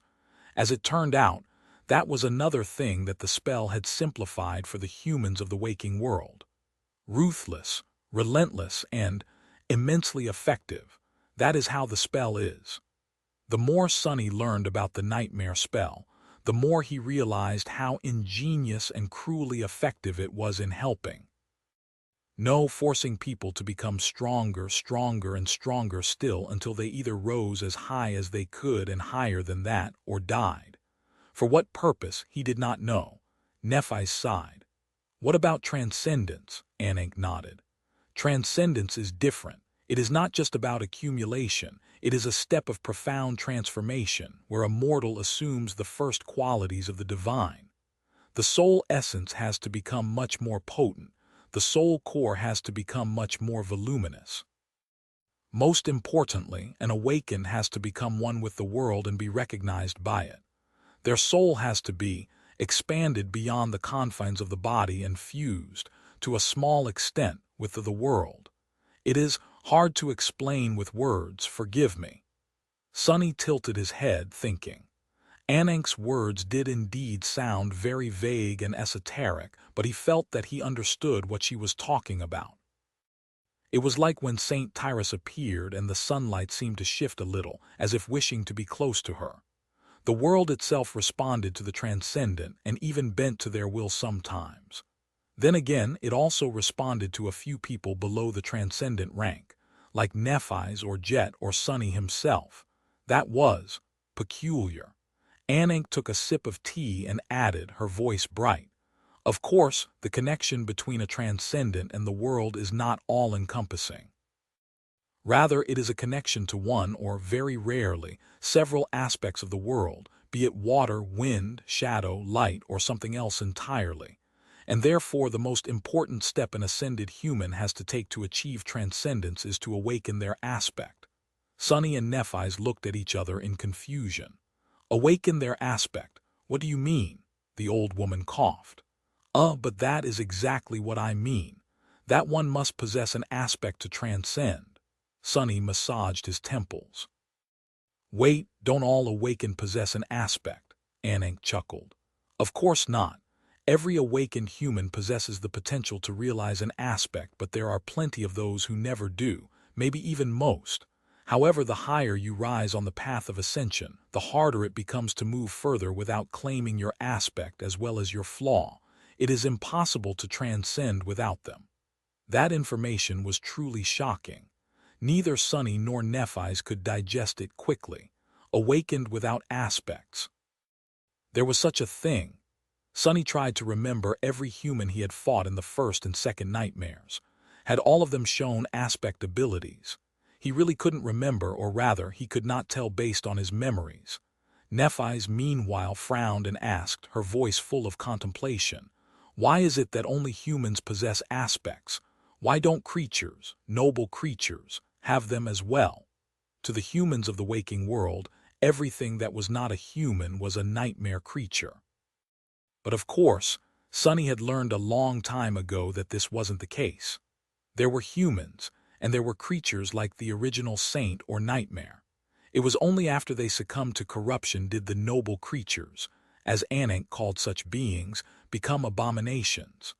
The problem was that there were only humans in the waking world, while every creature in the dream realm was already corrupted. That was why the concept of something that was not human, but also not abominable, was hard to accept. However, in the ancient times, humans and noble creatures lived side by side. Nevertheless, the difference between them was the same humans could only rise in rank but possessed aspects, while noble creatures rose both in rank and class but had no aspects of their own. So the question Nephi's asked was indeed interesting. Anak smiled. Why, it is because noble creatures were created by the gods, while we humans weren't. Sunny blinked. Huh. He did know that creating living things was an authority exclusive to the gods, which was why Nether's feat of making saint and her people was so remarkable. Now, he learned that all creatures were the result of the gods exercising that authority. But what did Anik mean when she said that humans weren't made the same way? Noticing their confusion, she chuckled. Humans weren't created by anyone, and instead just appeared from the same stuff the gods were born from. It's just that. If the gods were the flame, then we humans were tiny sparks that shot out as the bonfire was dying out. Nevertheless, we come from the same source, which is why all humans possess the potential to become divine, as well as the ability to awaken an aspect. Why the path of ascension is open to us. Sunny frowned. There was an ever-changing void where desire was born. From it came direction and the gods. He still did not really understand the meaning of these mysterious words. But if Anik was telling the truth and not just retelling baseless myths, humans came from the desire and direction as well, just as the gods had. He shook his head. All right, I can understand that. But why did you say that it's not only an aspect that is required to transcend, but also the flaw? The old woman sighed. Because one can't exist without the other. Imperfection is also an absolute law, just like death. And so nothing is flawless. Even the world itself is flawed. Even the gods who were born flawless are not perfect anymore. And so we humans are flawed too. She smiled and added, her voice calm. But that is a good thing. Flawless things are perfect, and so they can never improve. They can never grow. They can only remain still and unchanging, which is no different from being dead. Being flawed is the essence of life, my lord and lady. It is also the essence of growth. After all, what is life if not a constant struggle to grow and improve? Chapter 13:08 Weave. Sunny almost choked on his tea. He had grown accustomed to Anik being helpful and accommodating, so he did not expect her to become philosophical all of a sudden. Worse still, because of his own flaw, he had no chance but to answer her philosophical question. What is life, huh? He coughed. Well, I don't know. To me, life is all about being rich and comfortable. Throw a little decadence in the mix, and it's even better. If I ever manage to build such a delightful life for myself, I'll be more than happy to never improve or grow apart from growing fatter, that is. The old woman laughed. That is a remarkable dream, my lord. Nephis threw a burning gaze at him at the mention of decadence, then turned to Anik. Then what about the next step? How does one become supreme? Her voice was tense. The old woman lingered for a while, then shook her head with a sigh. That I don't know, and there is no one left to teach me. I am sorry that I can't be of help. Sunny shook his head. No, you've already been very helpful. We learned a lot from you. Anik smiled. In that case, thank you for this meal, my lord and lady. I've been blessed by your grace. Rest well tonight. She rose and added, her voice tinged with melancholy, tomorrow we sail to the center of the city. After she left, Sunny and Nephis remained silent for a while. Both were thoughtful, pondering the startling truths of how the ancient humans walked the path of ascension before the nightmare spell. Eventually, Sunny sighed. It seems that awakening took a lot longer before, but was not nearly as fatal as it is with the nightmare spell. Nephis nodded silently. He scratched the back of his head and added, I'm more curious about something else, though. If it is possible to awaken without the help of the spell, then why has no one accomplished just that in the waking world? Why were there no awakened in our history? She frowned. Maybe it is because the waking world has nothing to do with the dream realm and functioned according to a different set of laws. Or maybe there were awakened in our history, but their stories have become mere myths. Nephis shook her head and added, her voice uncertain. It would also not be surprising if the possibility was there, but no one has ever managed to grasp it. After all steps except the first one, gaining the ability to sense your essence, require some kind of knowledge. Forming the core, refining essence, expanding the soul, you wouldn't be able to do it blindly. For the ancient humans of the dream realm, it was not too hard to gain that knowledge. All they had to do was observe the awakened creatures or learn directly from one of the deities. Sunny nodded. But those deities are all long dead. There were only humans in the waking world, and so they had no one to learn from and no one to show them that there was something to be learned. Yes, it is a good theory. The theory that our world is simply different from the dream realm is also good, as well as that there were actually a few awakened in history. They're all good theories. Which one do you think is the correct one? Nephis lingered before answering. After a while, she sighed. There's no way to tell. We still know too little about the dream realm. We also don't know how the nightmare spell infected our world and why. But personally, I don't buy that there has always been a connection between the two. If so, then why is the waking world so isolated, so unique, so singular? She shook her head. Why are there no similarities in the languages, the myths, the traditions? Why has there never been an awakened creature on Earth before the nightmare spell? No soul shards, no sorcery, no aspects, and no flaws. Why was there no corruption? Sunny remained silent for a while, thinking. Then he said tentatively, maybe it was created as a sanctuary or an ark. If so, then perhaps it is precisely because there were no awakened, no soul shards, no sorcery, and no aspects that there was no corruption. He shrugged with a sigh. As for the languages and myths, I don't know. To be honest, I don't really believe in that sanctuary stuff. I just said what came to mind. You are right. Our world is the only place that was drastically different from the dream realm before the nightmare spell infected it. We don't know anything about anything, so how would we know the reason why? Sunny shook his head and rose to wash the dishes.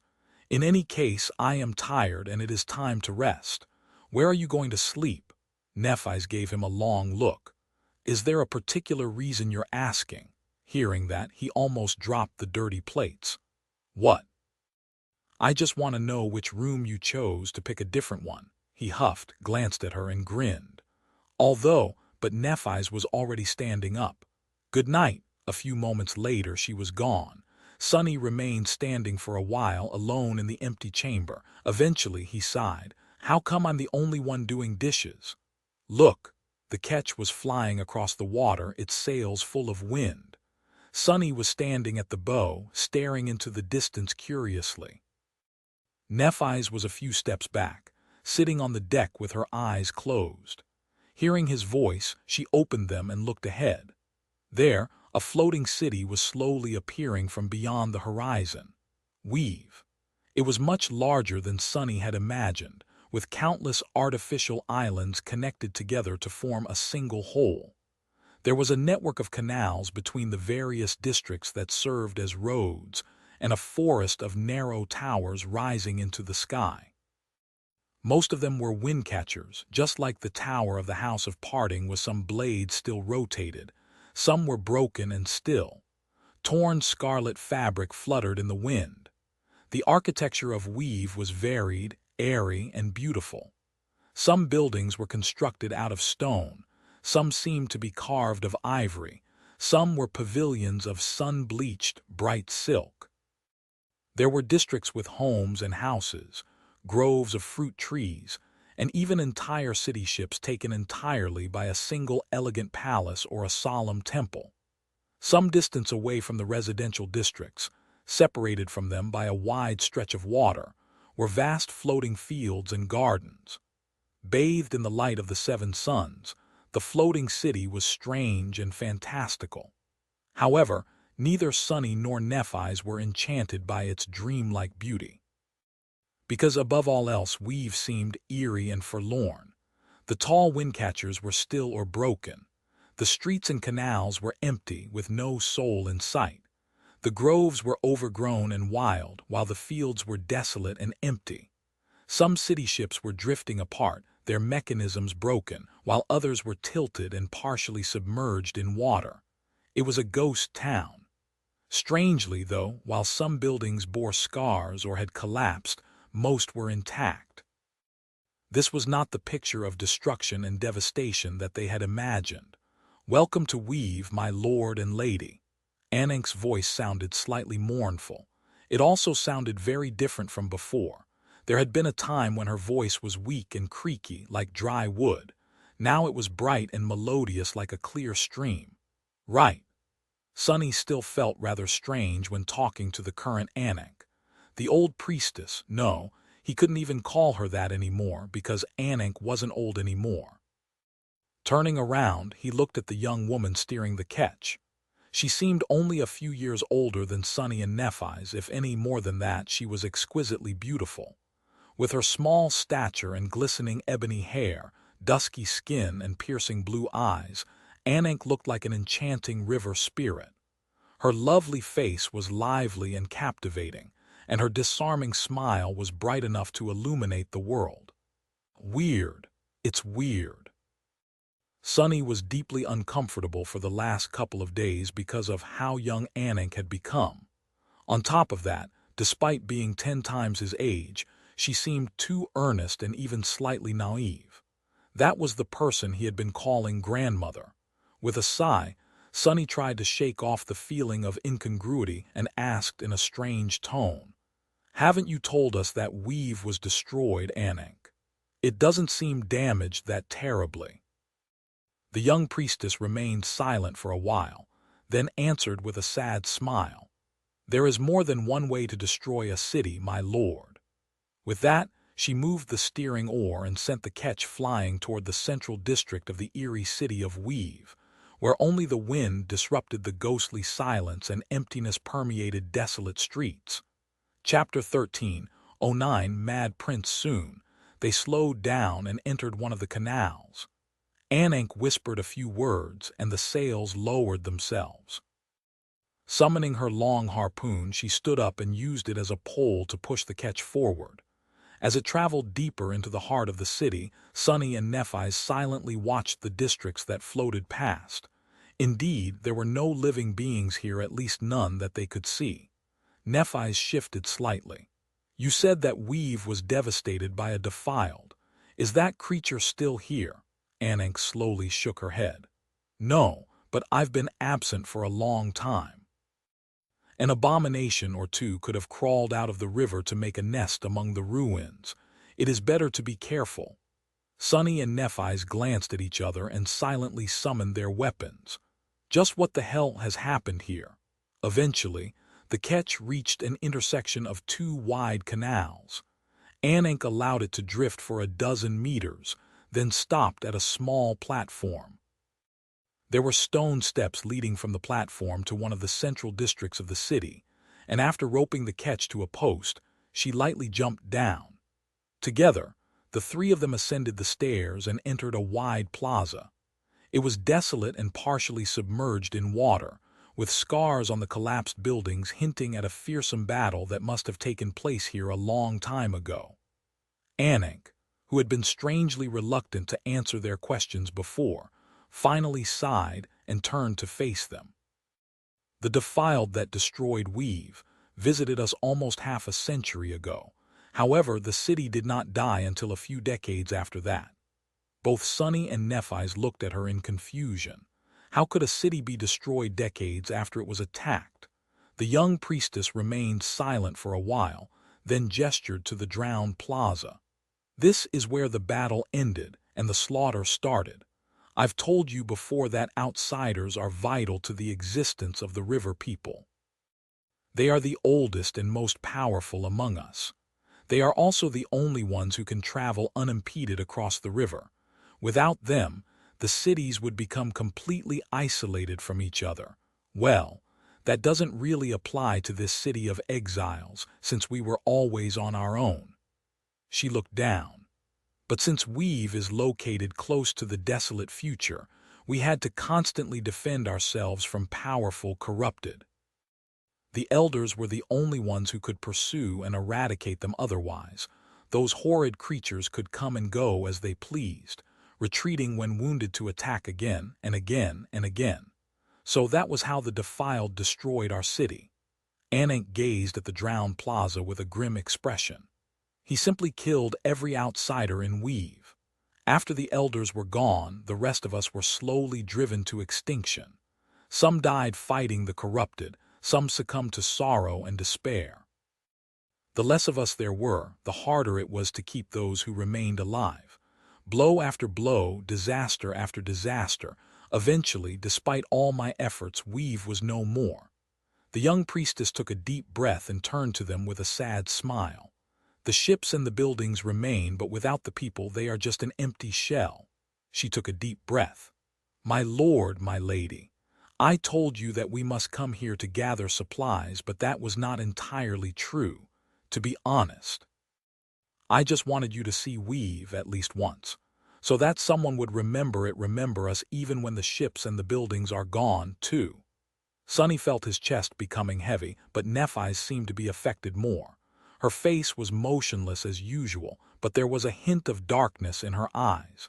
Taking a step forward, she placed her hand on Anank's shoulder and gently squeezed it. She must have seen herself in the young priestess, the priestess of the nightmare spell. In a city built by the followers of Weaver, that title must have carried incredible weight.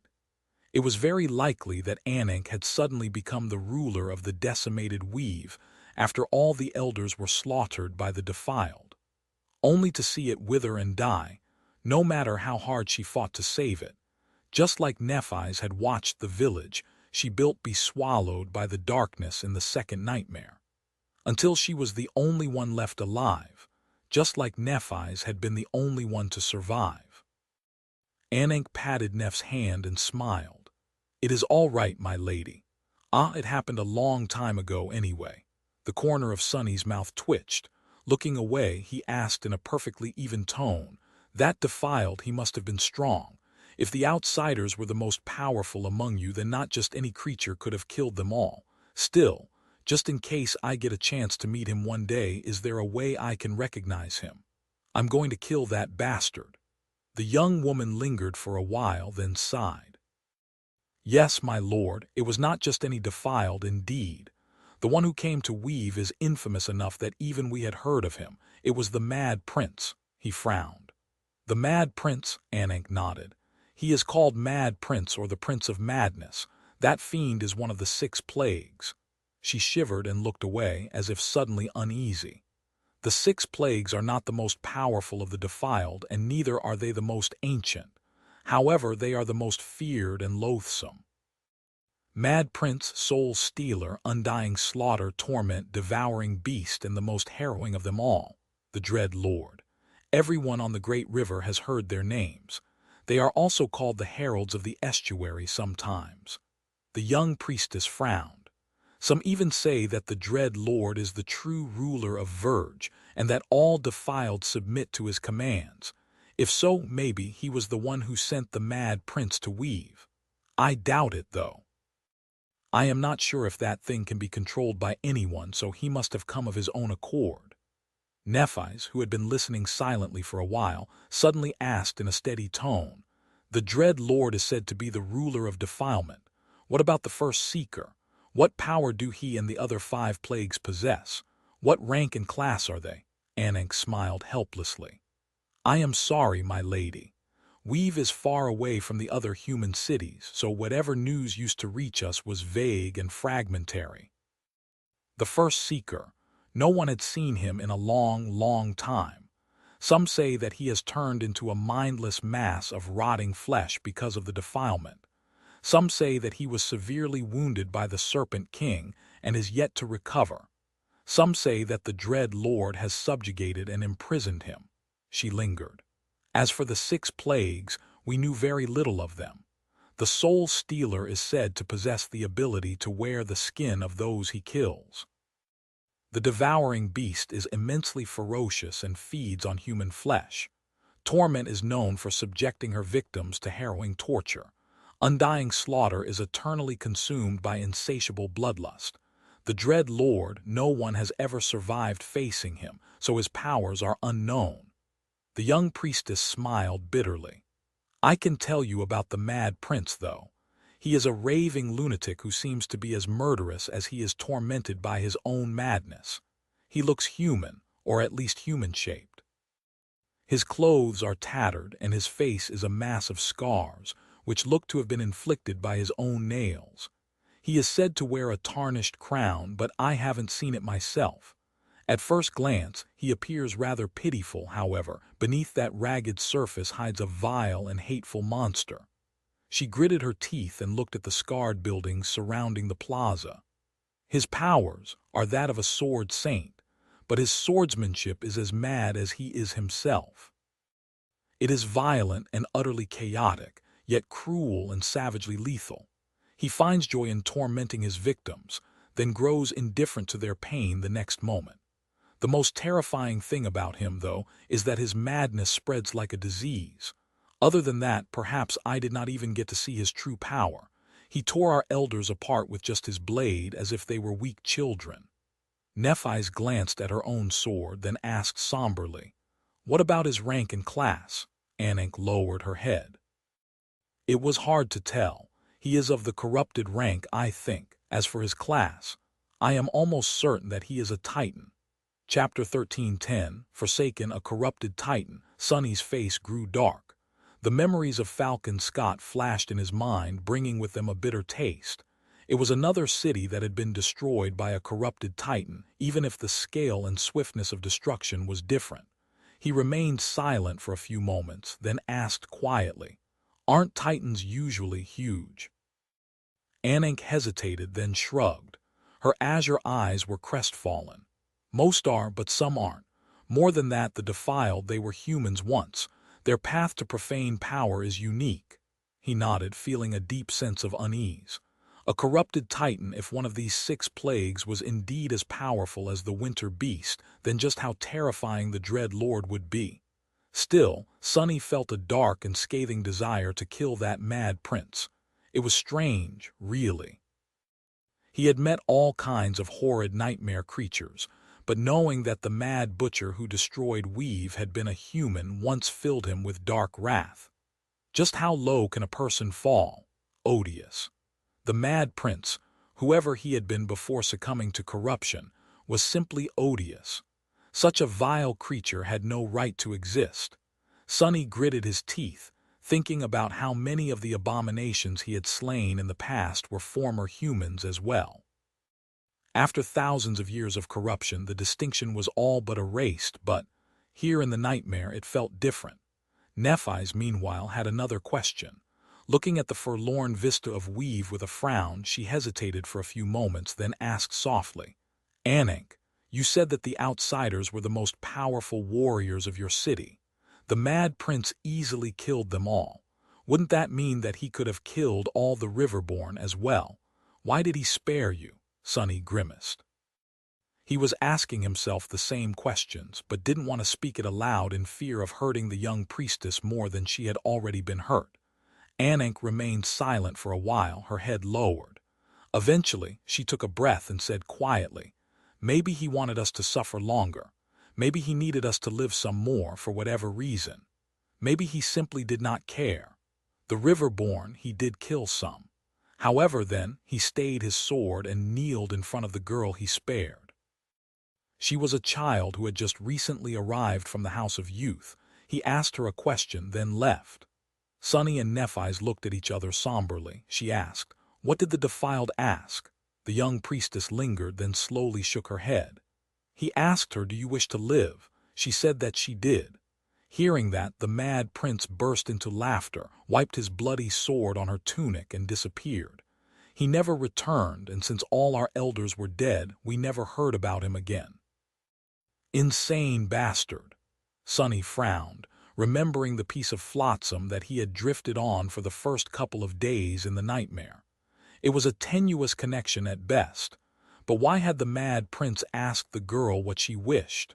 Was he, perhaps, the lunatic who had carved the frantic runes into the ancient wood? If so, then maybe the 6 plagues had already become 5.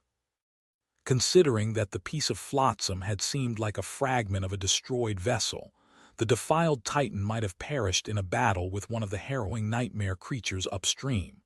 That said, there was a very troubling thing about connecting Sonny's improvised raft to one of the defiled from Verge.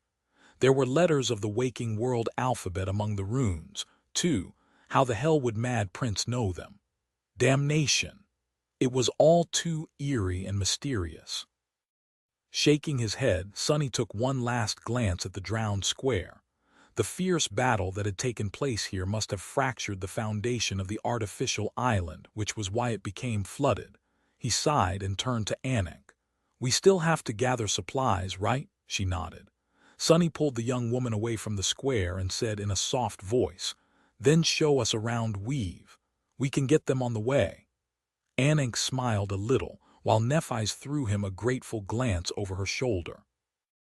"If Anik wants us to remember her city, then it's the least we can do.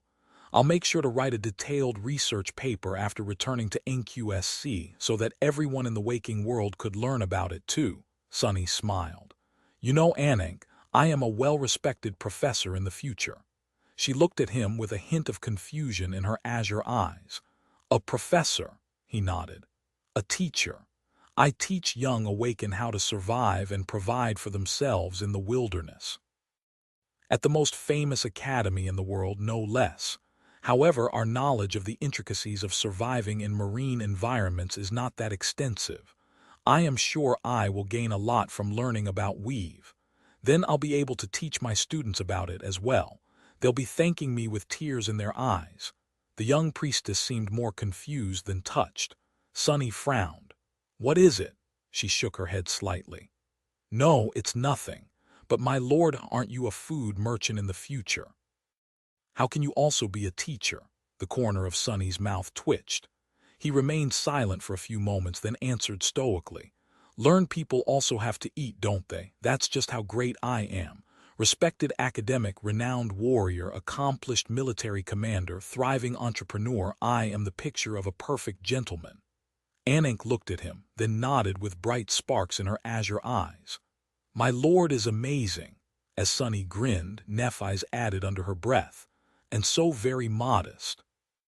His grin dimmed, but only for a moment. Nodding energetically, Sunny agreed. "Indeed, amazing is a word that can be used to describe me." They traveled across Weave to collect everything needed for the long journey ahead. Even after long years of being abandoned, the city still seemed to be in a relatively good shape. However, beneath the beautiful surface, it had already started to crumble. Sunny knew that Weave was not going to exist for much longer. Maybe in a decade or two, the floating city was going to break apart and be swallowed by the currents of the great river, disappearing forever under the waves. Before it did, they gathered fruit from the wild groves and other supplies from various caches that Anik had established throughout the city.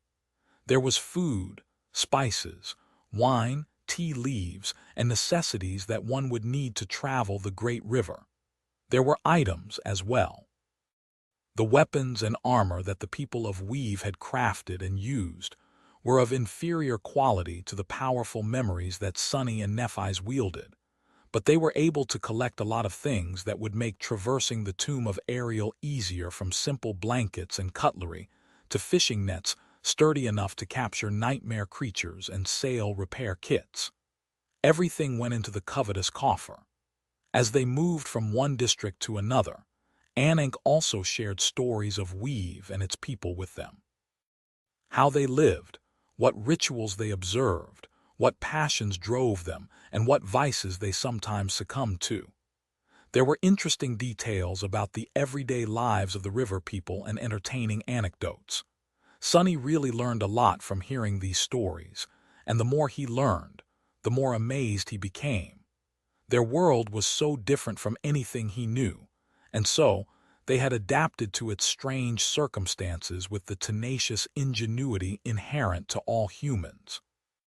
Their knowledge of how to survive on the great river had been built over many generations of persistent, relentless learning and unceasing improvement. Humans were the most adaptable of species, indeed. When Anik started to tell them about Weave, there was a shadow of sadness in her eyes. However, as she remembered the people from her past, they gradually grew bright and warm. A sweet smile appeared on her lips. But the more the young priestess spoke, the more despondent Sunny became. He hid his expression and stared at the empty streets of the desolate city, his own eyes veiled by somber darkness. "It's unfair. Anik had been nothing but kind to them, so it was unfair. Sunny and Nephi's were going to leave Weave to travel into the distant past and challenge the nightmare, but she could never leave, because she was Riverborn. After guiding the two of them as far as she could, the young priestess was going to return to the crumbling city and live the rest of her life here, alone and forsaken. Sunny's heart was heavy, and his hatred of the Mad Prince burned darker. Looking away, he gritted his teeth. Curse that vile bastard. Chapter 13:11 Temple of the Nightmare Spell consumed by despondence. Sunny tried to find solace in anger, but it was of no use. Then, Sunny tried to remind himself that the Anik he knew was just an apparition conjured by the spell. The real Anik, the true priestess of the nightmare spell who had lived in the real tomb of Ariel, was long dead, her spirit and bones taken by the great river. She had never met Sunny and Nephi's. She had never traveled to the far reaches of the future, or made delicious small pies for two complete strangers. In fact, it was not at all clear if the real Anik shared the same fate as the one he knew. The Serpent King had brought many challengers into the nightmare. After all, their actions had to have changed the flow of events within this version of the tomb of Ariel. Perhaps the real Weave was never destroyed by one of the 6 plagues, or had been wiped out entirely long before Anik was born. But telling himself that Anik was not real did not help either. It never did. Be it the first nightmare, the second, or the third, Sunny could not help but treat the people he met as real.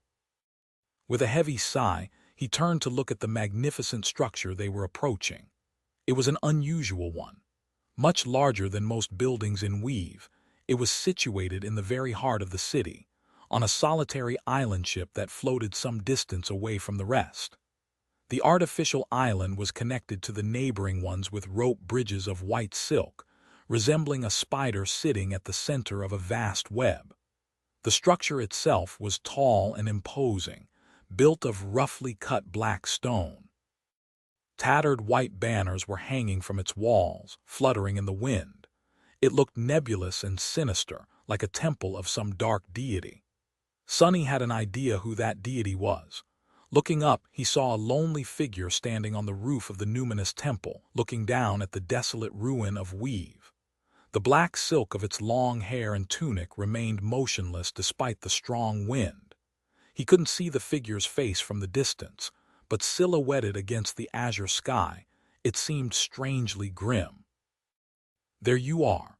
The sin of Solace had finally shown himself after hiding somewhere for a long time, and yet the Wraith was simply observing the ghost city from above instead of tormenting Sunny with snide remarks. Its behavior had been getting stranger and stranger ever since the start of the nightmare. Well, good. Stay away for as long as you want, you won't be missed. Paying attention to the apparition through one of the shadows, Sunny followed Anik across one of the rope bridges. As they got closer to the ominous temple, Sunny and Nephi's felt a strong sense of unease. However, the young priestess looked unperturbed. If anything, her expression grew calmer. This is the last place we will visit in Weave. Even her voice sounded lighter. Sunny hesitated for a few moments, then asked in a somewhat stifled tone, "Is this the Temple of Weaver?" Anik shook her head with a faint smile. "No, my lord, Weaver was elusive and had no desire to be worshipped. It is useless to worship the demon of fate, anyway. No matter how virtuous you are and how many offerings you make, fate will always remain uncaring, unchanged, and inevitable." She pointed to this dark temple. "No, this is the temple of the nightmare spell, of the gift Weaver has given us to rely on instead of the gods, the demons, and of fate itself." Of fate itself. Sunny was once again faced with the fact the demon of fate seemed to have created the spell to resist the very thing that was supposed to be the source of their power. Maybe Weaver was bound by the chains of fate, just like I am bound by them, too. The sudden thought was both ominous and chilling. If even the demon of fate had not been able to escape its clutches, then how could Sunny ever hope to succeed where Weaver had failed? Still, despite everything that had happened, he still wanted to be free. That primal desire was rooted deep within his soul, smoldering, too vast and searing to be put out by shallow things like knowledge or wisdom. Even though Sunny had learned that there was no such thing as true freedom, at least not without sacrificing everything one held dear, he still stubbornly clung to the desperate wish of breaking free of his bonds. It was just that the tumultuous twists and turns of his strange life had dampened that fiery hope a little. He sighed, then glanced at Nephi's with a guarded expression. She was not going to do something extreme like burning the temple of the spell down, was she? Anik might have been sincerely devoted to them, but Sunny doubted that the young priestess would just watch silently as her home was destroyed. And although it was sometimes easy to forget because of her gentle temperament, she was still a true saint. Even if she wasn't, Sunny simply did not want to fight Anik. Luckily, Nephi seemed to be holding back her hatred for the sake of their kind guide. She had been raised by her grandmother, after all. Even though Neph had not shown it, meeting Anik must have pulled at the strings of her heart, which still existed, no matter how abused, neglected, and ravaged by torment it was. Let's hurry inside. Oblivious to the hidden conflict between her faith and the people she considered to be its apostles, the young priestess headed toward the gates of the sinister temple with a smile on her lips. Sunny and Nephi's followed, neither of them saying anything. Soon, they passed through the dark entrance and found themselves within a vast hall. Its interior was shrouded in darkness, creating a solemn and mysterious atmosphere for everyone except Sunny, of course, who could see everything just fine. Narrow beams of stark sunlight were falling from the elaborately carved light wells in the ceiling, intertwined in a complicated pattern. The Temple of the Nightmare spell looked frightening and sinister on the outside, but its interior was quietly beautiful. The intricate tapestry of falling light resembled the breathtaking weave of the inner workings of the spell, while the darkness of the vast hall was like the lightless void between dream and reality where it was hiding. It was strangely peaceful here. What caught Sunny's eye, however, were the white tapestries of enormous spiderwebs growing freely between the columns and support beams of the hall. He shifted uncomfortably and pointed to them, mentally preparing for battle. "I think an abomination did make a nest in the ruins." Anik looked at him in confusion for a moment, then chuckled. Her melodious laughter echoed under the roof of the dark hall. "No need to be alarmed, my lord. The spider silk has always been here. No one knows what the demon of fate looks like, you see, which is why they are often depicted as a spider.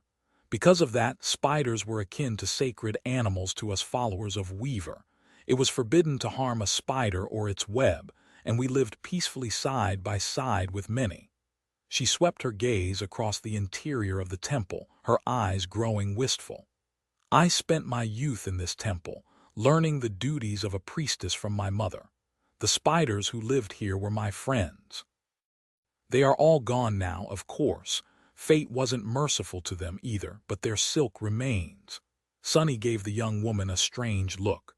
So little Anik was friends with spiders. She must have been one hell of a creepy girl. But then again, who was he to judge? Sunny had never been a well-adjusted child himself. At least I didn't have to deal with all this sticky web. Gods living in this temple must have been annoying. As he thought that, his gaze finally settled on a mass of roughly cut stone towering in the center of the hall. It resembled a wide pillar that had been broken by a devastating blow and then damaged by unbearable heat, its upper part deformed like a melted candle. The widest beam of sunlight fell vertically on the stone pillar, bathing it in blinding white radiance. Walking closer, Sunny noticed that the whole mass of stone was covered by engravings. There had been many scenes depicted on it once, it seemed, but now only one remained. He shivered. Cut into the ancient stone, an enormous gate was depicted, its titanic surface wrapped in unbreakable chains.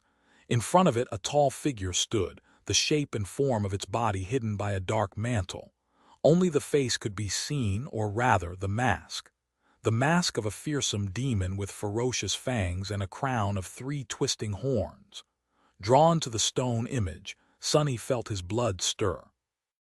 Of course, he knew whose figure was carved into the broken pillar. It was Weaver. Chapter 13:12, Ancient Mural. Sunny remained silent for a while, looking at the broken pillar. Eventually, he turned to Anik and asked in a hesitant tone, "What is this?" The young priestess approached the mass of dark stone and bowed her head. After a few moments of reverent silence, she straightened and looked at him with a proud smile. "It is one of the greatest relics of Weave, my lord. This column was brought into the tomb of Ariel by my elders, and then carried all the way here after their exile. It depicts the deeds of Weaver from birth to the bestowal of the nightmare spell to my people." Her smile dimmed. "However, as you can see, the column has been severely damaged over the ages. Now only this one image remains." Sunny frowned and stared at chains wrapped around the Titanic gate. For whatever reason, just looking at them made him feel deeply uncomfortable. "But what is its meaning?" His voice was full of both curiosity and apprehension. Anik stepped closer to the broken pillar and studied the ancient engraving for a few moments in solemn silence. Then she said in a melodious tone, "This is a fragment of the mural that tells the story of one of Weaver's greatest deeds, the story of how the wandering demon braved the eternal abyss." The frown on Sunny's face deepened. He briefly glanced at Nephi's and said, "The eternal abyss? Do you mean the primordial void?" The young priestess nodded. "Yes. After the gods sealed the void, Weaver was the only one who managed to enter it. Or rather, the only one of those who had entered it who managed to return alive. At least that is what the legends say." Sunny raised an eyebrow. He knew that the gods had sealed the eternal void from which they were born. He also knew that the unknown were, most likely, the creatures of that void, while the unknown was a specific being that had somehow given life to the 7 demons. And that the reflection of either the former or the latter was forever frozen in the depths of Weaver's eyes. Was that how the demon of fate had ended up carrying the reflection of the unknown within their pupils? By entering the void and witnessing its horror? If so, Sunny wasn't sure if the depiction on the pillar had anything to do with how that event had happened. He doubted that there was an actual gate, no matter how impressive, that barred the way into the eternal void. What kind of gate could seal something that was much greater and more ancient than even the gods? He also was uncertain that Weaver had actually physically entered the void. Of course, it was possible, but there was another probability as well. The strings of fate stretched from the past into the future. The demon of fate had obviously been much more capable of looking at them than Sunny was. What if Weaver had simply traced the great tapestry of fate all the way back to its origin? To the point when the world had not existed yet, and all there was a vast and ever-changing void. If so, then using the "where is my eye" enchantment was much more perilous than Sunny had thought, and he already considered it deadly. In fact, now that he knew that simply knowing certain things could corrupt living beings, he saw the ability to perceive the strings of fate in a new light. Dangerous, of course. There was still the possibility that Weaver had indeed ventured into the eternal void physically. Maybe that was how they had ended up having to sever their arm in the Ebony Tower, although the timing did not really make sense for that to happen. He remained silent for a bit, then asked in a dry tone, "And why exactly did Weaver do such a thing?" Anik smiled. "Weaver believed that knowledge was the origin of power. Yeah, I heard as much. And that was the reason they had ventured into the eternal abyss, to find the answer to the greatest of secrets." Nephi's was looking at the ancient mural. Hearing these words, she frowned slightly and asked, "What secret?" The young priestess laughed. "How would mortals like us know? Some legends say that the demon of fate wanted to gain knowledge of the origin of the gods. Others say that it was Weaver's own origin that they sought to uncover. Perhaps it was both." Sunny stared at her for a moment. "Perhaps the two are one and the same." Anik shook her head. Whatever it was that Weaver had learned in the abyss is not that important, really. What matters more is that witnessing the eternal void gave the demon of fate the first reason to create the nightmare spell that is what we, its priests, believe. So while this mural does not depict the inception of the nightmare spell, it does depict the inception of the idea of it, which is why the remains of this column is the greatest relic of Weave. Sunny tilted his head. What? What does the eternal void have to do with the nightmare spell? That's the first time I'm hearing about this. Wasn't Anik contradicting herself? Before, she had said that the purpose of the nightmare spell was to give living beings a chance to save themselves from the annihilation of the Doom War. But then again, she was a priestess, and religious beliefs were rarely bound by reason.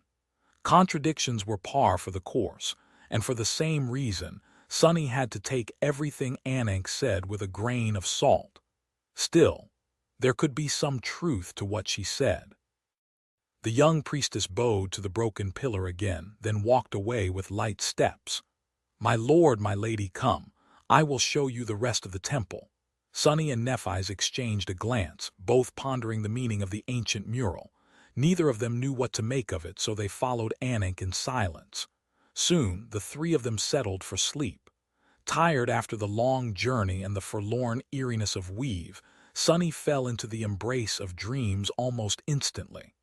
That night, he saw a nightmare. In the nightmare, Sunny was a spider with one of his 8 legs broken off. He was crawling across the stone floor, consumed by fear. Behind him, broken chains were falling down with a deafening clangor, and a titanic door stood wide open, its dark maw hiding indescribable horror. Sunny crawled and crawled, but no matter how he strained himself, the horrifying gate only drew closer. Chapter 13:13 Nightmare within nightmare. Sunny dreamt of a titanic gate that stood wide open, something boundless and entirely alien hiding in the darkness of its colossal maw. He was a spider with a severed leg, crawling away as broken chains fell to the ground all around him.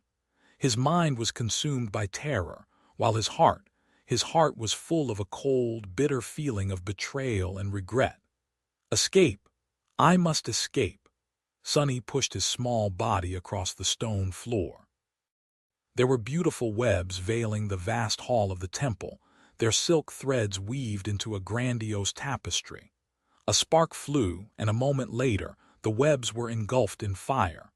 They disappeared in a flash, leaving behind only clouds of acrid smoke that obscured the entire world. At least he couldn't see the harrowing gate anymore. Suffocating, he crawled through the smoke, and slowly, tortuously, the terror devouring his soul dissipated. Sunny felt as if he had escaped the immediate danger. However, he was hopelessly lost. There was nothing except for searing heat and the dark glow of spreading flame around him. His body was already starting to grow unbearably hot. He froze for a moment, resting and trying to find the way out of the smoldering inferno. Then, for a moment, he felt a breeze caressing his singed carapace from somewhere ahead. There, Sunny rose to his 7 feet and limped forward as fast as he could. Soon, he left the smoke and the fire behind. There was a silent expanse of still water around him now. The smoke was gone, but a thick mist took its place. It swirled and moved, flowing slowly past the shivering figure of the small spider. Where am I? Sunny took a step and discovered that he could somehow walk on the surface of the water just like he could within the Soul Sea. Advancing hesitantly, he ventured deeper into the fog. Some time passed, perhaps only a few minutes, perhaps an eternity, and he had lost all sense of direction. There was nothing but mist in the world, until something else appeared in the gray void. Sunny trembled. There ahead of him, something was sitting on the calm surface of the water, staring down.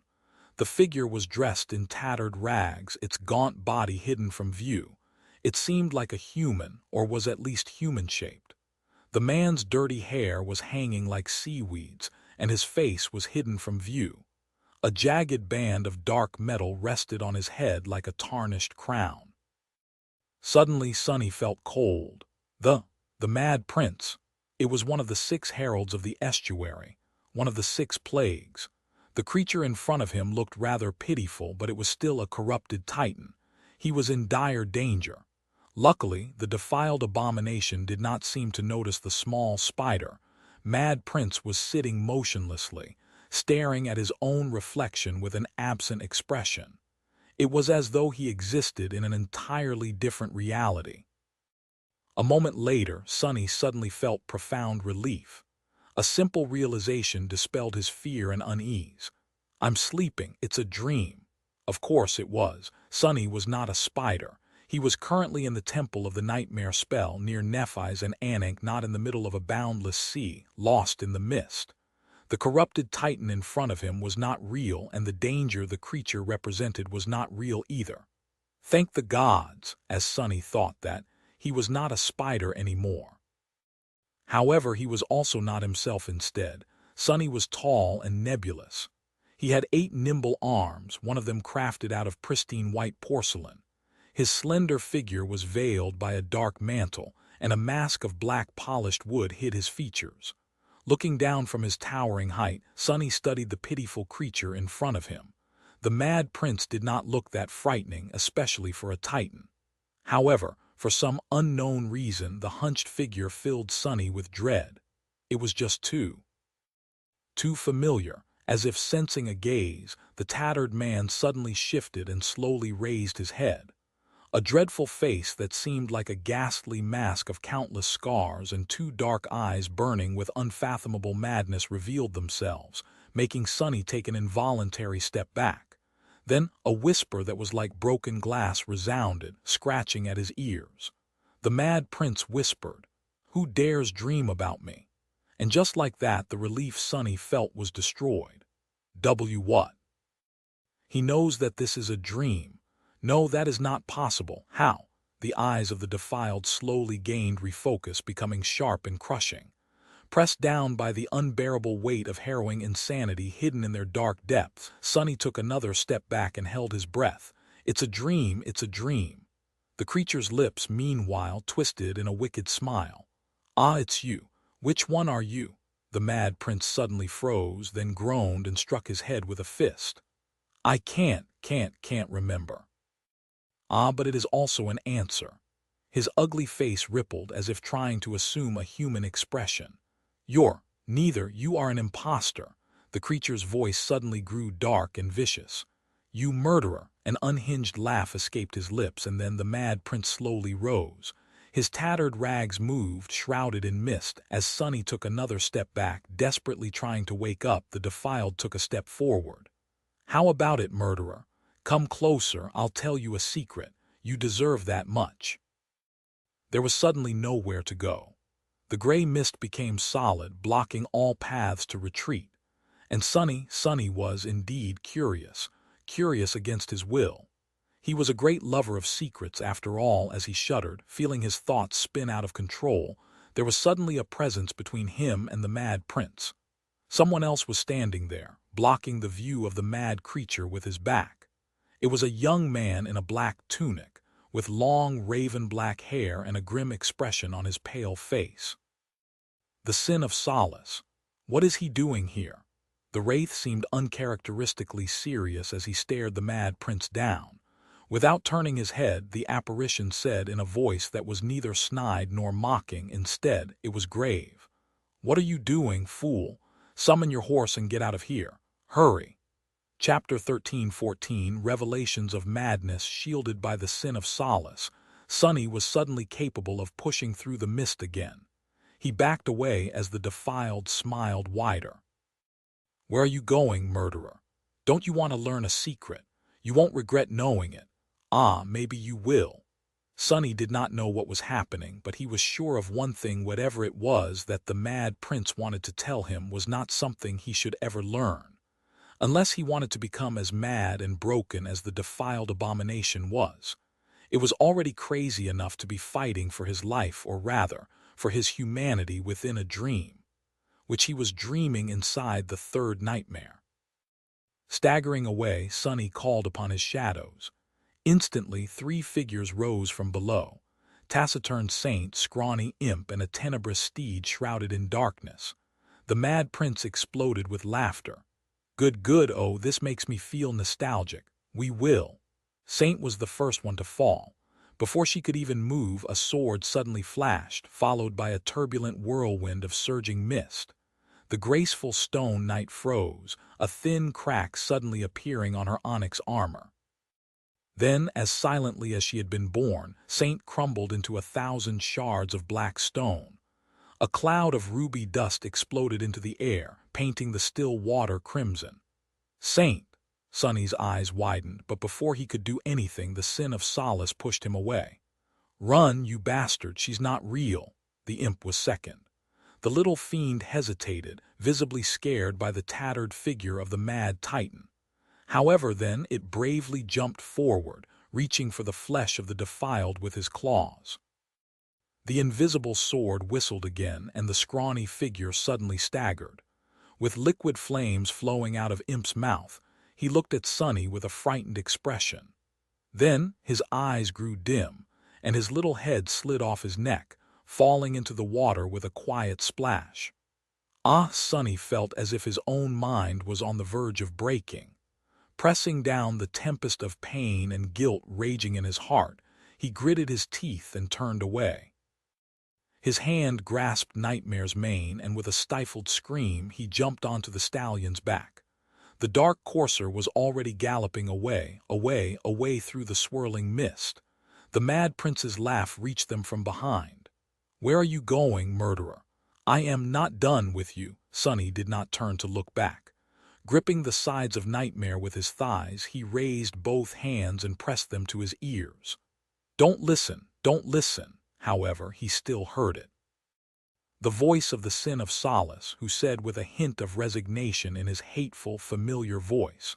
Sunny's own voice. "Damn lunatic, are you trying to steal my job?" He had never been so happy to have a wraith born from the whisper of the demon of dread stuck in his head before. Nightmare flew through the mist, and soon the veil of it obscured the mad prince and the sin of Solace, muffling their voices until nothing except silence remained. Sunny had also turned into himself, finally. He had a human body once again, as well as 2 human hands. The dark mantle was replaced by the soft silk of the Shroud of Dusk. Looking down, he patted the black steed on the shoulder and let out a shaky breath. I think we are safe now." Then he hesitated for a moment and added in a small voice, "But do you think that I can wake up now?" Nightmare huffed and struck the surface of the still water with his hooves, soaring high into the air. As they rose higher and higher, the mist grew thinner and thinner, until eventually a ray of sunshine broke through its blinding veil. And as soon as it did, Sunny woke up with a start. "Arg!" He sat up, covered in cold sweat. With his heart beating wildly, Sunny grabbed at his chest and froze, looking around the dark room of the desolate temple. Slowly, his panic started to dissolve. A dream? It was just a dream. Sunny slowly exhaled, then shuddered and shook his head. No. It might have been a dream, but it definitely had not been just a dream. He did not know what kind of power could have allowed the mad prince, who was most likely either dead already or far, far away, to appear in his nightmare. However, he was certain that the creature he had met in the dream was not a simple figment of his imagination. Sunny did not know whether the tattered abomination he had faced was the defiled Titan himself or some echo left behind by his passing. But he knew that hearing the secret the abomination wanted to share would have been the end of him. Gods damn it! Even the dreams aren't safe here. As his heart calmed down a little, he sat in silence for a while, trying to gather his thoughts. There were a lot of strange things about that dreadful dream. However, before he could consider them carefully, a sudden worry clouded his mind. Sunny hurriedly sent his shadows to check on Nephi's and Anak. Making sure that both were sleeping peacefully in the neighboring rooms, he then shuddered at the memory of his shadows being destroyed and proceeded to summon them one after another. He called upon the dark courser first. As the sin of Solace said, Saint and Imp should not have been real. The black steed could be summoned into his dream because that was the nature of Nightmare's powers, but the other two were different. So only Nightmare had actually faced the Mad Prince most likely. The black stallion appeared in the shadows, keeping to his intangible form. He seemed agitated but otherwise unharmed. Relieved, Sunny let out a long sigh. "Thank you, buddy. You really saved my hide there." Dismissing Nightmare, he summoned Saint next. The graceful knight appeared out of the darkness, as stoic and indifferent as ever. She was unharmed. Feeling as if a great burden had been lifted off his heart, Sunny closed his eyes for a moment. "You're safe. Thank the gods." Saint gave him a strange look but remained silent. "Well, of course she did. Go back now. No, actually stay here. Keep watch throughout the night, all right?" The graceful knight stared at him for a few moments, then turned away and silently left the room to stand guard in the corridor. Sunny took a deep breath and rubbed his face. Now only Imp remained. He summoned the scrawny goblin, then scratched the back of his head. "Ah, right, that little rascal is still stuck digesting the armor of the black turtle.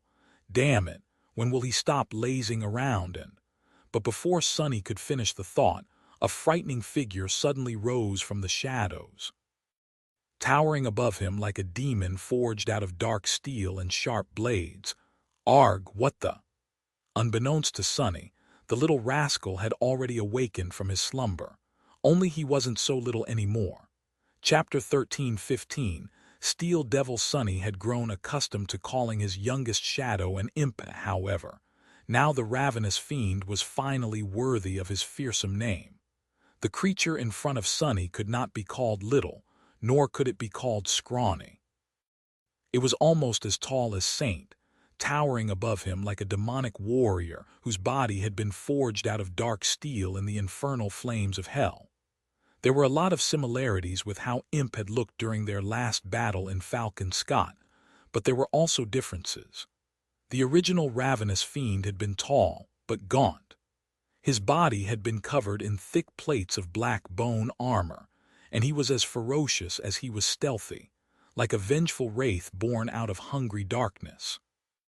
The new and improved Imp, however, was not gaunt. Instead, he seemed like a knight clad in a suit of plate armor. That armor was not made out of bone, either it was made out of a strange dark metal. The ravenous shadow had seemed like he was forged out of black steel before, but the look of his metallic body was changed now. It acquired a dark sheen and a glossy quality, as though the transcendent devil had been cast out of black silver or covered in a layer of dull chrome. There were changes in the design of his armor, too. It was as though Fiend had been forged out of countless broken swords. There were curved blades growing from his elbows and knees, as well as ferocious spikes rising here and there from his dark armor. His face was hidden behind the visor of a fearsome helmet, with twisting horns rising from it and a jagged line breaking its surface, where the fiend's terrible mouth was hidden, brimming with dagger-like teeth. His claws were like short swords, and in his ferocious eyes, infernal flames burned with intense heat. See crap, and that demonic monstrosity was currently staring at Sunny with an extremely nasty expression in its glowing orange-red eyes. Sunny awkwardly cleared his throat. "Ah, hey there, buddy." Imp's mouth split in a sinister grin, releasing more heat and infernal glow. Sunny forced out a smile. "Wow, you look great. I guess all that delicious magical steel I found and fed you out of nothing but pure kindness, maybe, really did you some good, huh?" he coughed. "Say, you wouldn't be remembering all the times I kicked and berated you, would you? Or thinking about strange things like revenge, would you?" Imp took a step forward, the glow of his demonic eyes and incinerating maw falling on Sunny's face. His grin widened, the sharp steel teeth glinting in the darkness. His voice sounded like a roaring flame. "Like revenge." With that, Imp raised his hand. In that moment, Sunny's expression changed, and he added evenly, "Because if you do, your master will have a good reason to find out just how sturdy this new body of yours is." Imp's grin froze for a moment, and his hand did too. He hesitated for a moment and then carefully fixed a crease on Sunny's tunic. The steel fiend growled politely, "Master, good." Then he backed away, stared at Sunny for a bit, and hurriedly left the room. Sunny let out a relieved sigh, then smiled. Ah, they grow up so fast. One of his shadows followed Imp into the corridor to see what the big guy was up to. Moving too silently for a creature of his size and weight, the steel devil approached Saint and stopped next to her, as if to join her in guarding the rooms. There they stood, Saint and Fiend. Imp was acting as nonchalantly as the taciturn knight was, but Sunny did not miss the fact that the bastard was puffing out his chest and secretly throwing glances at Saint, as if waiting for her reaction. After a while, the stone knight finally turned her head and stared at the steel fiend indifferently. Imp seemed to have secretly held his breath. Saint remained motionless for a while, then raised her hand and casually flicked the fiend's chest with a finger. After hearing a melodious ring, she tilted her head a little. Finally, the graceful knight nodded curtly and turned away. Imp looked beyond himself. Maintaining a stoic facade worthy of his ferocious appearance, he also looked away and returned to silently guarding the corridor. However, the flames in his eyes were dancing jubilantly. Sunny scoffed. "This ugly idiot, he's seriously cute." He shook his head, then summoned the runes to learn exactly what had changed about Ravenous Fiend except for appearance. The runes read, Shadow, Ravenous Fiend. Shadow rank, Transcendent. Shadow class, Devil. Shadow description: a pitiful little creature traveled through a nightmarish land. Shadow attributes: lucky, marvel, ravenous, shadow sworn, complete steel body. The greater steel body had become complete steel body. Its description read, attribute description: this shadow's body is forged out of sublime blessed steel and is without a flaw. It seemed that consuming the silver armor of the black turtle had not only improved the quality of the alloy from which Imp's body was made, but also removed all the remaining imperfections from it. Granted, Sunny was inclined to take its supposed flawlessness with a grain of salt. After all, he had recently learned that flaws were one of the universal laws of the world. Still, if the spell deemed it necessary to call Imp's newly evolved body flawless, he had to be very close to having no physical vulnerabilities. It seemed that Sunny finally had another powerful shadow to face the most dire enemies side by side with. Imp was now perfectly capable of participating in battles alongside Saint and Nightmare, reaching the fearsome level of power that a transcendent devil was supposed to possess. With his indestructible steel body, which was a weapon in and of itself, as well as his dual affinity for shadows and flame, the ferocious fiend would be a terror on the battlefield. Good, just in time. Sunny's face grew somber. Things had been calm for a while, ever since Anik had found them, but he knew that there were plenty of harrowing battles waiting for them in the depths of the tomb of Ariel. Chapter 13:16 Limits of Power. Imp, or was Sunny supposed to call him Fiend now, did not get new abilities, which was logical really, since the black turtle was only a monster and the gluttonous shadow had not even consumed the flesh of the abominations, only its armor. Still, the scrawny goblin had become a fearsome ogre. He was going to significantly increase Sunny's battle power, not the least because of his carefully chosen diet. Sunny had given up on feeding Ravenous Fiend a lot of valuable stuff so that his growth did not become muddled. Imp's main affinities had to be established first: steel and shadows. The flames he had absorbed from the colossal body of the Sun Prince were a pleasant side effect, increasing the power of the Steel Devil's attacks, but what Sunny had really wanted was to make his youngest shadow as indestructible as possible. Saint possessed an incredible level of defense, which was only made greater by her masterful battle prowess. But Imp was different. If not guided cautiously, he could have ended up being vulnerable. Considering the types of situations Sunny often found himself in, That vulnerability was bound to result in him losing his first shadow sooner rather than later. Survivability was king. He had regrettably proven it himself over and over again, clinging to life by the skin of his teeth on many occasions. Which was why Sunny was so impressed by how hard to kill the original scavenger had been. He had experienced the toughness of the spiteful fiend's bone armor personally, after all, and wanted to make Imp at least as durable. If the ravenous shadow managed to approach the level of defense Saint possessed, that would have been even better. In that regard, Sunny seemed to have overshot his initial goal. By a lot. Imp's complete steel body was not only as durable as Saint's graceful body was, but vastly more so.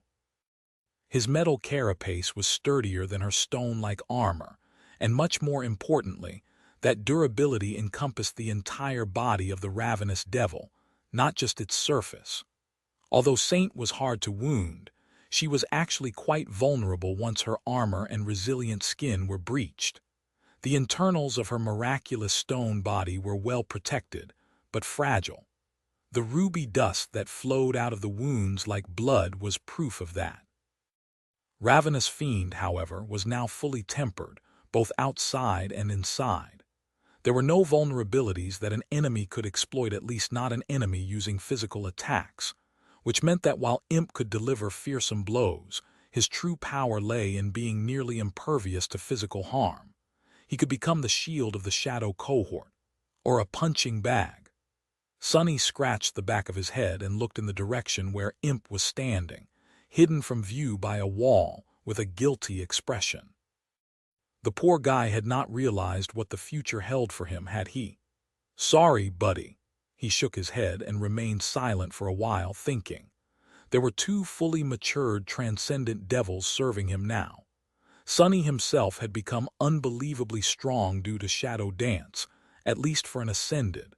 If augmented by Nephi's, his power was probably comparable to some saints, now enough to give him a fighting chance, if nothing else. If Sunny was assisted by his shadows, most saints would probably be the ones at risk, not him. And that was without Soul Serpent, who should have become the strongest of the shadows by now. But still, that power was not enough.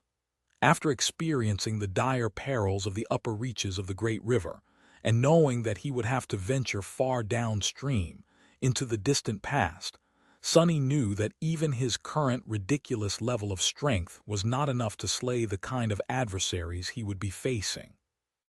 The problem was, I am almost at my limit. There were very few things he could realistically achieve in a short amount of time to increase his power even further. The only feasible one was helping Nightmare evolve into an Ascended Terror and unlock his Dream Curse ability. That was going to happen relatively soon, but after that, Sunny would reach a dead end. With a lot of effort, he could potentially become a terror. But even that boost was not going to be significant enough to change the odds in his favor.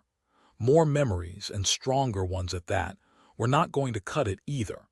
Sunny had grown a lot more than any master in history had, perhaps, but now, his head was pressed against an indestructible ceiling. The only way for him to leap to a new height was by breaking that ceiling and becoming a saint, which could only happen after the nightmare, meaning too late. Of course, he had recently learned from Anik that people could transcend without the assistance of the spell. That path was open to him, but sadly, Sunny did not have 100 spare years or more to slowly learn how to do just that. What was left then? He frowned. Actually, I am thinking about it all wrong. Sunny had been a loner for most of his life, and even after learning how to rely on others and trust his friends, he still put a lot of meaning into personal strength. Which was not exactly unwise, but, at the same time, served as an artificial limit.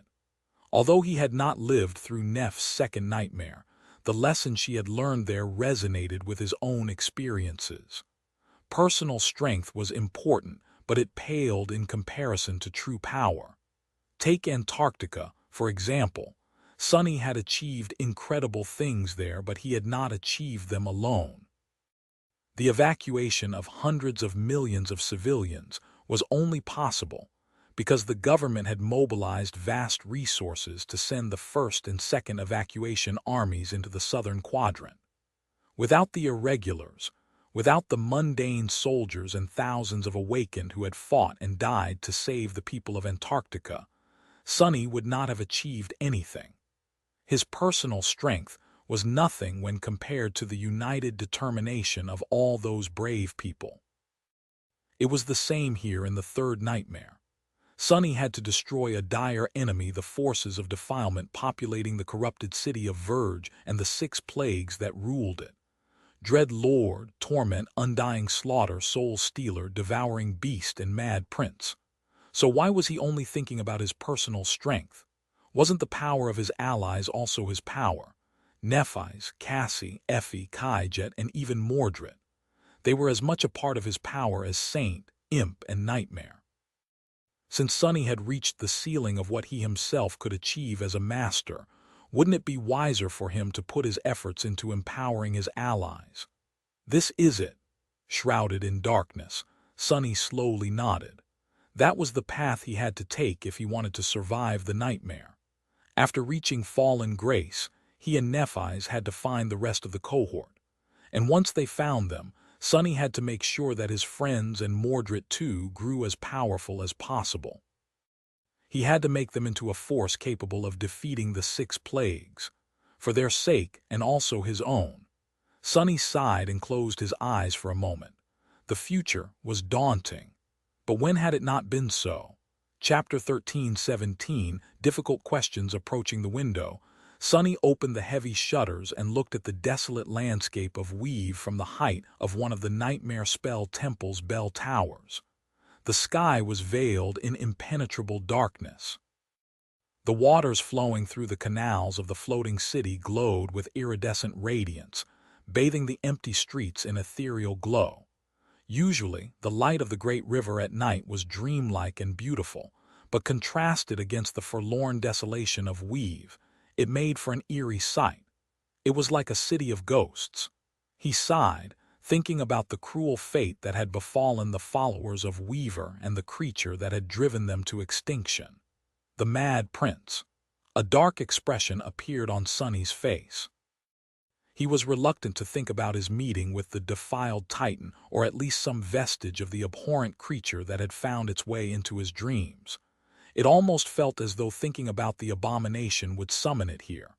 Nevertheless, Sunny had to consider what he had seen and heard in the harrowing dream, because it was too ominous. I dreamt of being Weaver. The spider with a broken leg was, without a doubt, a representation of the demon of fate.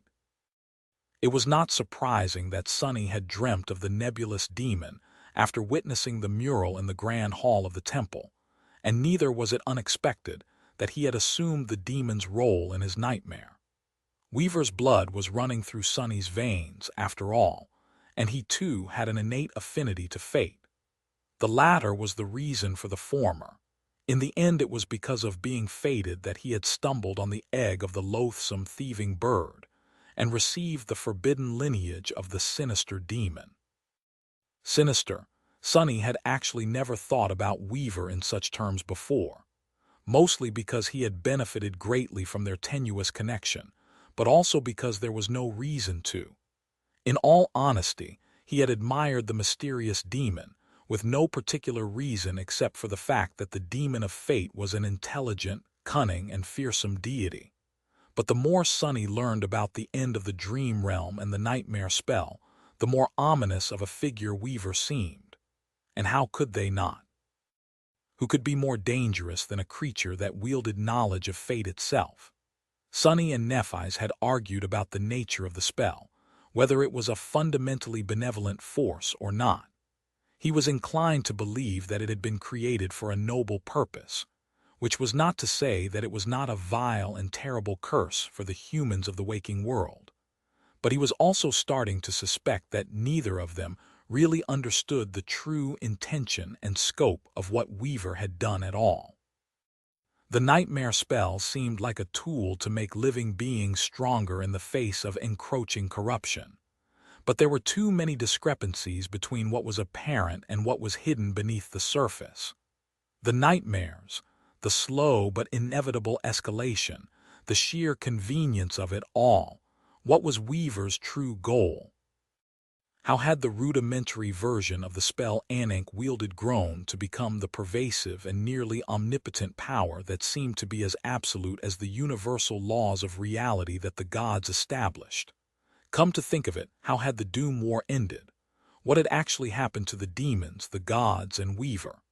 Where did the corruption that had devoured the dream realm come from, and why? Just like always, Sunny had no answers. More than that, these were not even the questions he had to ponder.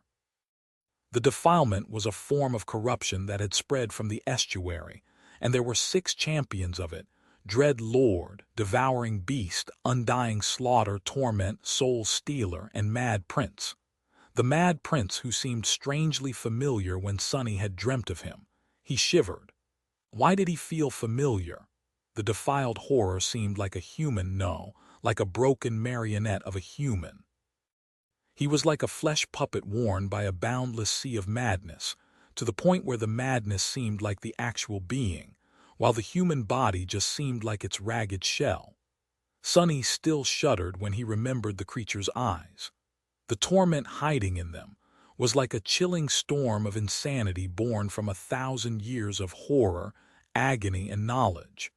Knowledge was the heaviest thing in the world, after all, as well as the origin of power. And that was why he was very uncomfortable with the fact that the Mad Prince seemed so familiar. Sunny had not noticed it at the start, because the abominable creature was too different from him.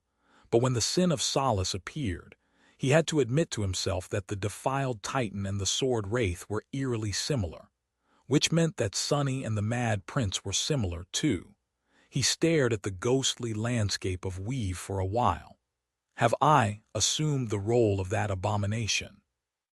Sunny and Nephi's had discussed how strange their entry into the nightmare was. Whose roles did they assume? Who could have been present that far upstream at the moment of their arrival? He had also theorized that the Mad Prince might have died there, as evident by the piece of flotsam with deranged runes carved into it. It was strange to think that a corrupted Titan could have become an ascended tyrant, but not impossible. The spell could have decided that it was the best and only option, slightly changing the rules. The third nightmare was different from the previous 2, to begin with challengers entering it with their own bodies. That was one possibility. The other, more harrowing possibility was that the abominable madmen could have been the sin of Solace from the future, conjured into the present by some strange quirk of the great river. Ankh had said it herself that the flow of time in the tomb of Ariel was often strange and unpredictable. The Mad Prince could also have been the future version of Sunny, who had either been devoured by the corruption or the sin of Solace itself. No way. No way. He suddenly felt incredibly cold. But it was too compelling of a theory to be discarded because of the outrage he felt at the thought of being able to turn into that bastard. The letters of the modern alphabet being mixed with the deranged runes, the ability to spread madness, the physical resemblance. It was not only the Mad Prince, either. The description of the rest of the 6 plagues was also extremely ominous. The Soul Stealer, who could wear the skin of those he killed. The Undying Slaughter, who was overcome by insatiable bloodlust. The Devouring Beast, who consumed the bodies of her slain foes, the Dread Lord and Torment. Didn't they sound like corrupted, twisted versions of the members of the cohort? All except Nephi's, who was incorruptible. It's too ridiculous of a thought. Sunny could reluctantly acknowledge that some form of time distortion could have happened inside the tomb of Ariel. He could even admit that it was quite possible for them to fail in conquering the nightmare and succumb to corruption. However, what were the chances of all of them surviving that and becoming saints in the process? The 6 plagues were vastly more powerful than the members of the cohort, to the point that an entire civilization of powerful awakened had not managed to slay a single one of them. 2 civilizations, even, considering the King of Twilight and his people. No, it was far more likely that Nephis and her cohort were pitted against nightmare creature, resembling the perverse versions of themselves, because of a little nudge from the spell. The spell had shown itself to be fond of such ghastly, but poetic twists of fate, after all. Still, how had the runes of the waking world language ended up on the piece of flotsam? Sunny remained motionless for a long time, looking at the desolate expanse of weave. Eventually, the glowing waters dimmed and the seven suns emerged from the river. Sunny sensed the shadows move in the adjacent rooms, telling him that Ankh and Nephis had woken up. He closed his eyes for a few long moments. Trying to chase away the heavy thoughts, he then dismissed Saint and Imp. It was time to meet the new day. Hopefully, he would get some answers after reaching fallen grace. I need to strengthen Nightmare as soon as possible. The Mad Prince had invaded his dreams once, and there was no guarantee that it would not happen again. Sunny needed to protect himself while he slept, and since helping the Black Stallion evolve was also the only way for him to strengthen himself in the short term, he could achieve both goals at once that way. I'm going to have to craft some memories. Luckily, with the Crown of Twilight supplying him with essence, weaving strings of it to create memories would not be as taxing and long of a process as it had been before. Thinking about how many soul shards he had and what memories to create, Sunny rubbed his face and went outside to meet his companions. They were going to leave Weave soon. Chapter 13:18.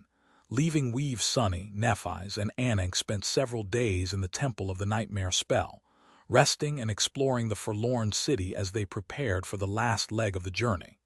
These days were strangely tranquil and peaceful, but also bittersweet.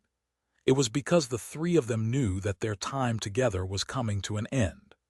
The young priestess, who had been their caretaker and guide for the last few weeks, was not going to be able to follow her wards to where they needed to go.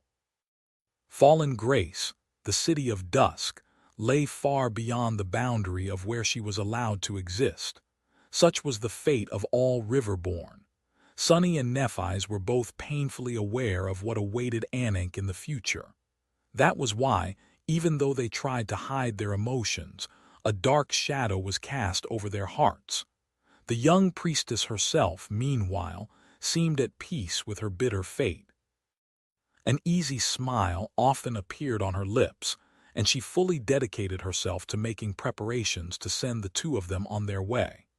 Sunny and Nephis were going to have to travel far downstream on their own. They needed supplies and knowledge to reach Fallen Grace without Ankh, so she was busy making sure they would have everything they needed. They gathered various resources from all over the desolate ruins of Weave. The young priestess also taught them how to navigate the great river and recognize various perils hiding in its depths. Nephis continued to learn how to steer the enchanted ketch, while Sunny spent his time weaving threads of shadow essence and studying the estuary key. Eventually, there was nothing left for them in the orphaned city. As the beautiful light of the 7 rising suns suffused the cool morning air, Ankh led them through the empty streets for the last time and jumped lightly onto the deck of the graceful ketch. "Come, we will sail downstream today." Sunny and Nephis glanced at each other, then silently followed her aboard the boat. The young priestess watched them with a smile, then nodded and gestured to the steering oar. "My lady, it is best if you practice steering while I am still with you. Remember our lessons.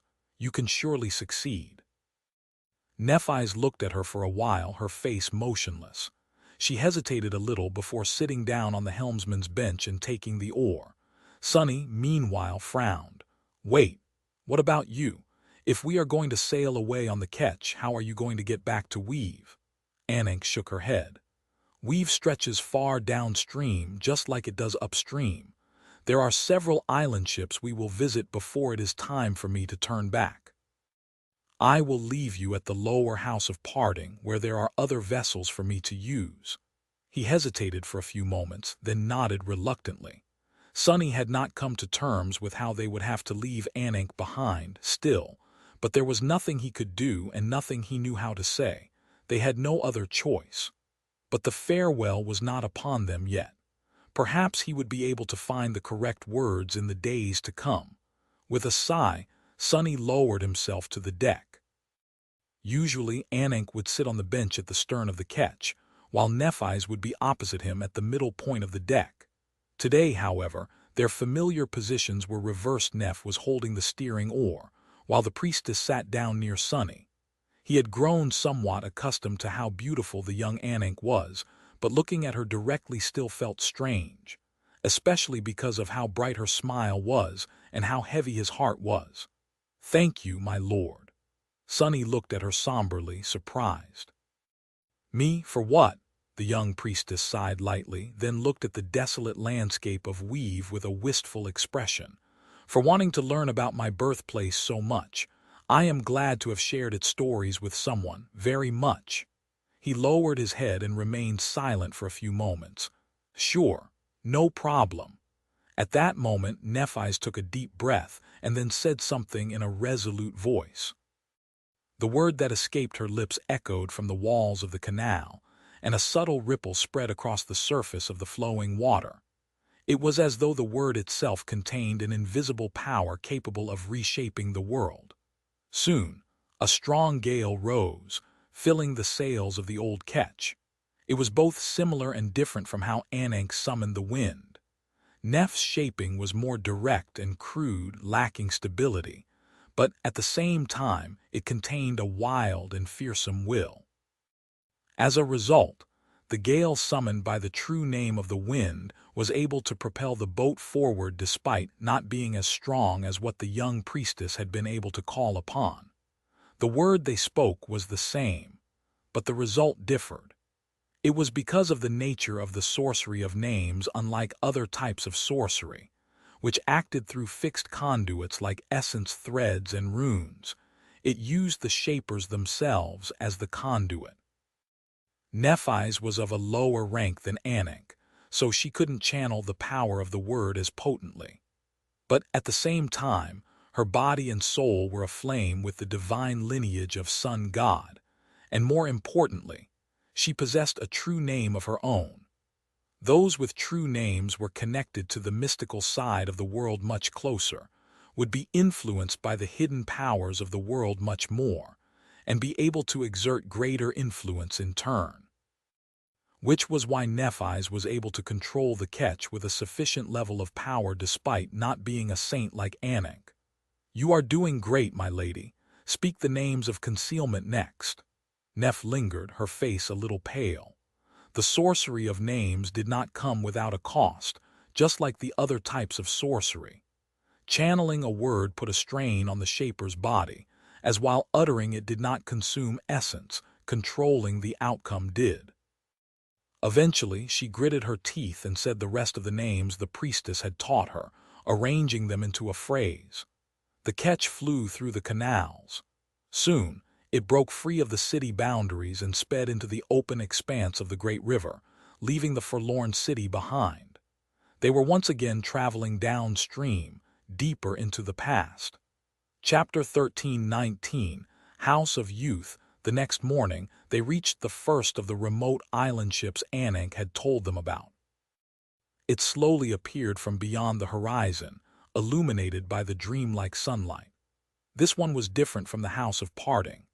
The artificial island was much larger, and instead of a solemn and solitary building, it encompassed a whole district. There were many houses, gardens, and water features, all of them bright and colorful. Despite the same desolation that reigned Weave, this place seemed strangely festive.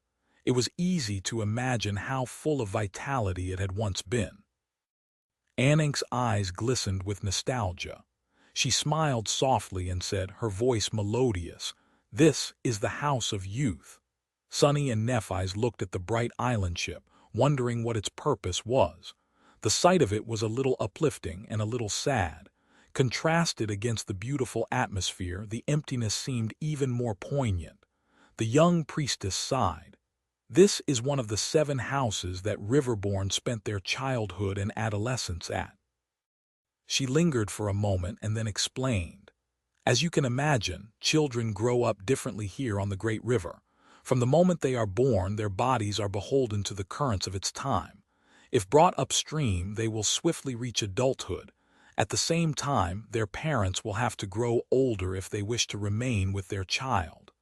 In a span of a few generations, families will be torn apart, and a city will be broken into pieces. Anik shook her head. Of course, it is also cruel to thrust a child into adulthood while their mind remains immature. So the 7 houses exist. Actually, it is a bit strange for me to explain these things, since that is just how life in the tomb of Ariel is.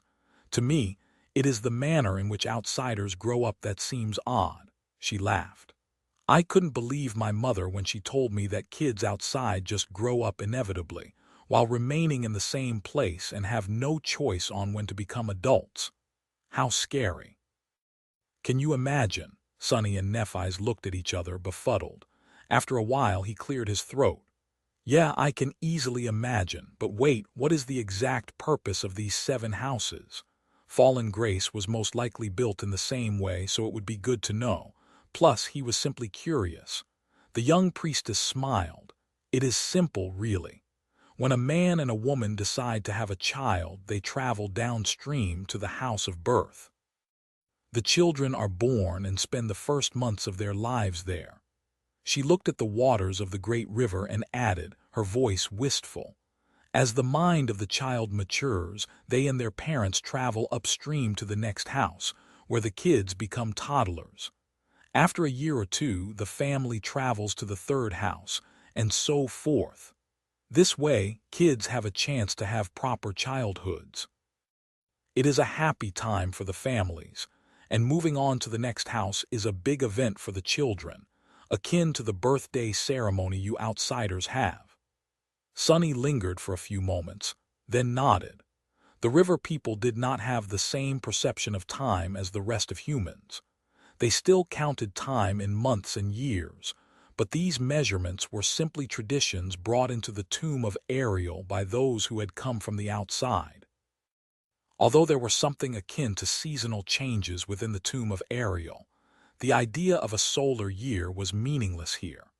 So, the children growing up on the Great River would put much more meaning into traveling upstream and getting an older body than into an empty thing like getting older by an imaginary year.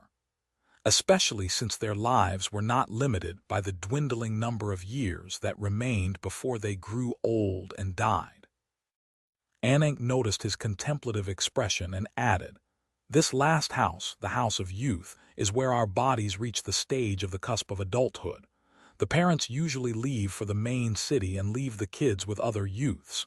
Yet different kids reach mental maturity at different paces. Some spend just a few years here before moving on to reunite with their families. Some stay longer. Some lazy rascals even refuse to become adults for decades." Her cheeks turned slightly pink.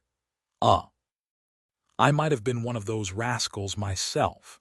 Sunny smiled, imagining the dignified and wise elderly woman he knew avoiding the responsibilities of adulthood for as long as she could, getting into all kinds of mischief with the other young Riverborn.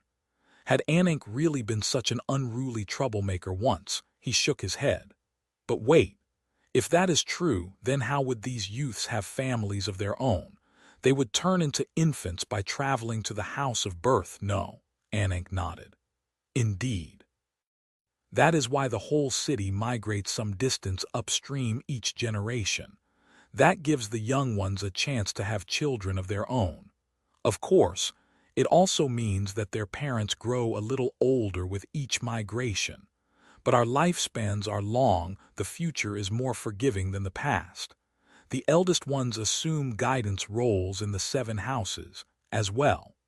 She remained silent for a few moments. Nevertheless, a city might reach a point where the older part of its population would not be able to migrate anymore. That never happened to Weave, since many died in the battles against the corrupted, and those who survived too long usually chose to leave from the House of Parting. Our history also does not stretch that far. But downstream, where the great cities of Sibyls used to be, that was how new settlements were created. The young split off to start life anew. Sunny and Nephi's remained silent, thinking about how bizarre the civilization of the great river was after all. The way of life of the river people was indeed completely different from the outside world. Even simple things like parenthood, childhood, and growing up were entirely unlike what they knew. Life always finds a way, which was why it was even sadder to see it destroyed, how it had been here in Weave. Anik sighed. There had been a single migration after I left the House of Youth. So I will be able to guide you past all the 7 houses to the House of Parting far downstream. It should not take us more than a few days. With that, she turned to Nephi's and smiled. In the meantime, my lady, I will help you grow accustomed to controlling the catch. As she and Neph talked, Sunny looked at the bright buildings of the House of Youth, which were drawing closer and closer, and then slowly drifting past. He was thinking about what Anik's childhood must have looked like, as well as about the bleak and cold childhood of his own. Wasn't it funny? The young priestess, who had been born in a tomb built by the demon of dread from the corpse of an unholy titan, clung desperately to her childhood, not wanting to become an adult, while he, who had been born in the waking world, couldn't wait to leave that bitter page of his life behind. And in the end, they had both ended up in this catch together. Sunny sighed. It would be nice if the kids of the future, the waking world's future, could live like her and not like me. That was such a strange thought. Chapter 13:20 Childhood's End. Eventually, Anik replaced Nephi's at the steering oar. Neph looked drained after commanding the winds for an entire day. Nevertheless, Sunny felt that her eyes were duller than mere exhaustion could explain. Throwing a questioning glance at her, he asked, "Are you all right?" She lingered for a few moments, then nodded silently. Sitting down and leaning her back against the side of the ketch, Nephi's then tiredly closed her eyes. She had not slept since they left Weave, and although masters like them could easily remain awake for days, mental fatigue still had a way of catching up to them. I guess she doesn't want to talk about whatever it is that's troubling her. Sunny studied Neph's pale face, then quietly summoned Nightmare and ordered him to guard her dreams. The tenebrous steed hid in the shadows at the bow of the boat, formless and watchful. Not satisfied with that, Sunny sent all but one of his shadows to augment him. Memories of meeting the manifestation of the Prince of Madness still haunted his thoughts. Later, there was nothing for him to do but continue weaving threads of essence. Sunny sat on the deck of the ketch with his legs crossed, his fingers dancing in the air. By now, he was proficient enough in creating essence strings to not pay a lot of attention to the process. It was a far cry from when he had attempted weaving for the first time and constantly cut his hands to the bone. His painfully gained experience and the increased sensitivity that bone weave granted to his fingertips made it easier. Now, Sunny just needed time and essence to create as long a thread as he needed to weave a memory. It still took some time. After a while, Anik looked at him with curiosity and asked, "My lord, if you don't mind me asking, what are you doing?" Sunny remained silent for a few moments, then turned his head slightly. He hesitated before answering, knowing how weird she was about all things involving the demon of fate. Nevertheless, eventually, he said, "I am creating essence strings weaving." Her azure eyes widened slightly. You are a weaver, my lord." "A weaver?" Sunny tilted his head. "If you mean someone who uses weaver's sorcery, then yes, although I am not very proficient with it." The young priestess was staring at him with reverence. He sighed. "Why were these weavers very rare in your time?" She nodded slowly. "Extremely so, my lord. The sorcery created by the demon of fate was not something mortals could easily learn, or gods even. There were only a few who mastered it. One of the 2 high priests of the nightmare spell was one such sorcerer. My mother told me that he was a shaper of souls and a master of all kinds of magic. Are there a lot of weavers like you in the future? Sunny slowly shook his head. No. There are a few whose aspects allow them to create memories, but as far as I know, I am the only one who truly knows how to weave sorcery, unbound by the limits of my abilities. He sighed. I never had a teacher, though. Everything I know, I've learned myself. That is why I can only create copies of the weaves created by the spell or modify them at best. The young priestess looked at him silently for a while, then smiled. But my lord, wouldn't that mean that the nightmare spell is your teacher? How can there be a better teacher than that? The corner of his mouth twitched. Suddenly grim, Sunny looked away. I guess the spell has taught me a great deal of things indeed. Anank's smile widened. You are beloved by fate, then. I feel at ease. He hid his face, not wanting her to see the dark resentment drowning his eyes. Beloved by fate, huh? Sunny was indeed fated. However, that did not mean that fate was especially kind to him.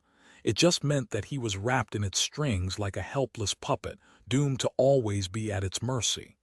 In a sense, it meant that he would never know peace, not until he learned how to rip those strings apart. It's much more like I am cursed by it.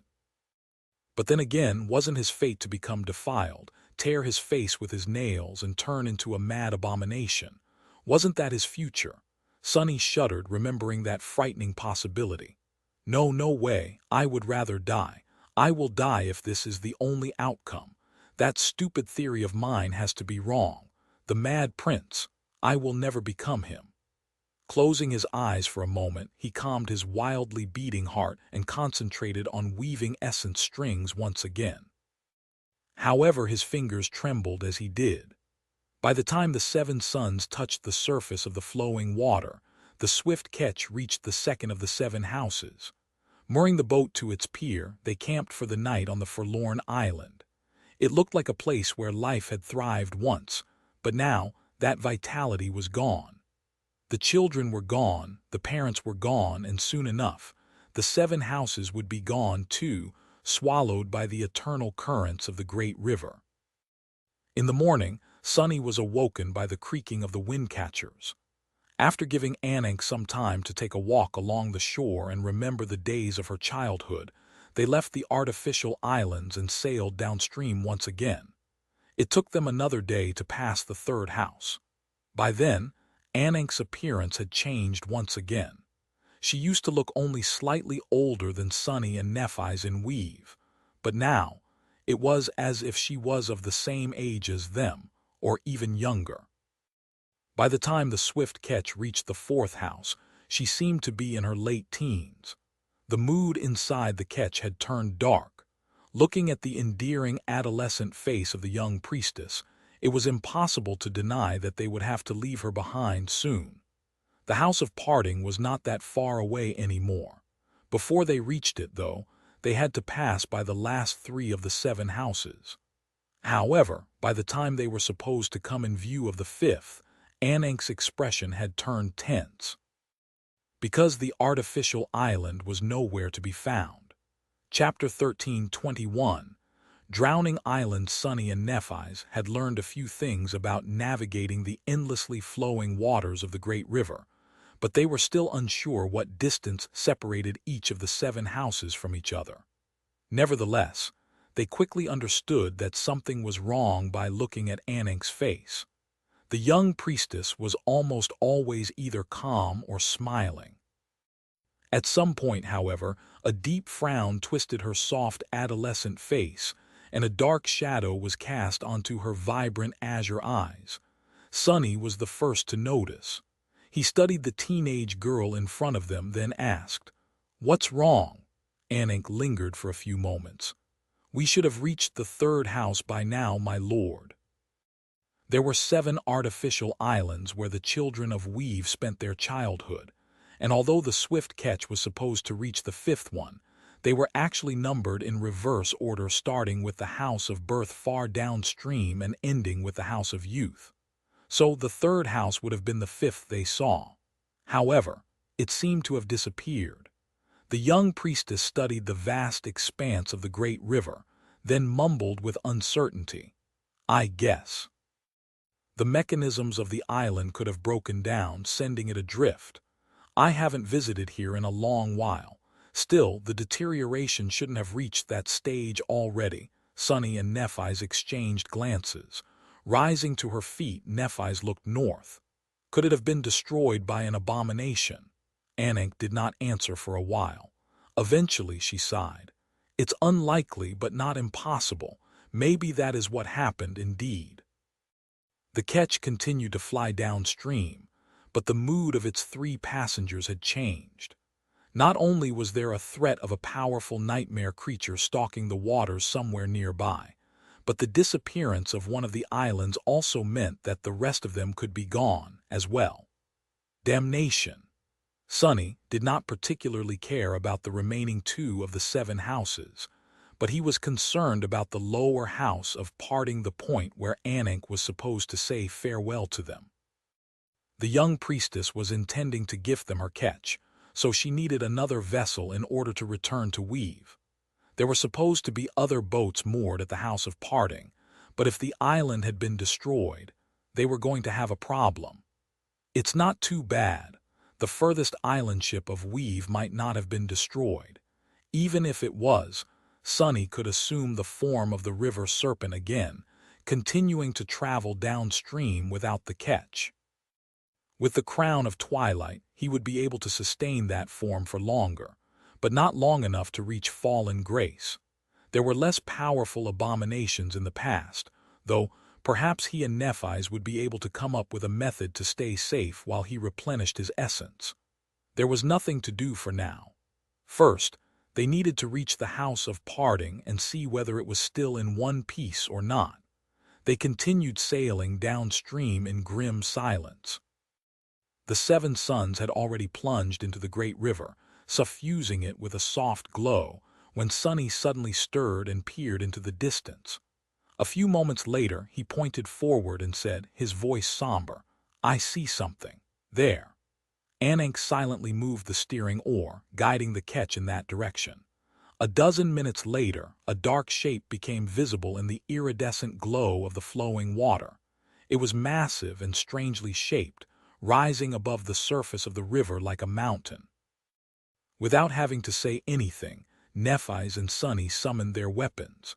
Anik called upon her harpoon as well. However, they weren't in danger. As the ketch drew closer to the ominous shape, they saw it for what it was. A shattered platform built upon the frame of some leviathan's bones was sticking out of the water, tilted and half-drowned. They first saw one of its sides, overgrown by seaweed and barnacles. It took Sunny some time to realize that he was looking at the bottom of an island ship. Soon, enormous water wheels came into sight, motionless and broken, hanging high in the air. Finally, they went around the edge of the drowning island and saw the side of it that was supposed to be the surface. The bright buildings, those of them that remained above the water, had mostly collapsed into piles of rubble. The gardens had been destroyed, and the tidy streets had turned into a labyrinth of ruins. The tall windcatchers had been shattered, their blades sticking out of the river like torn sails. It was what remained of the 3rd house. Looking at the scene of violent devastation, Sunny felt a cold shiver run down his spine. What could have destroyed it so thoroughly?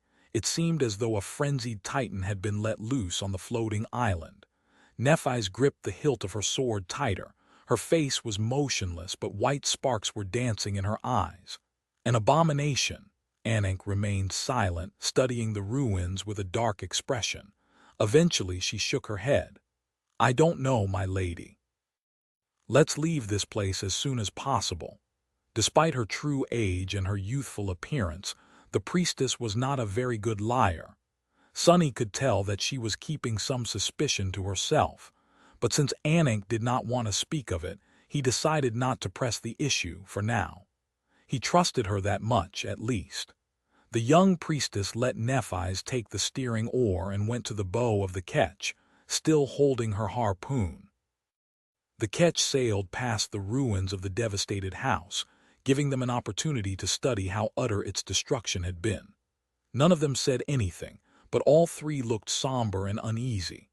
Finally, they left the drowning island behind and continued moving with the current of the great river. An hour passed in tense silence, then another. Despite Sunny's fears, no monstrous dweller of the depths attacked the small ketch. After a while, the first of the 7 suns appeared from beneath the waters. The impenetrable darkness released its hold upon the sky, and a new day came, as bright and beautiful as all the rest of them. However, there was something different about this one. When all 7 suns had risen from the water, Sunny noticed that far ahead of them in the distance, the darkness still remained. It veiled the northern horizon like a wall, connecting the surface of the great river to the sky. Anik was staring at the distant wall of darkness too, her youthful face pale. He scowled.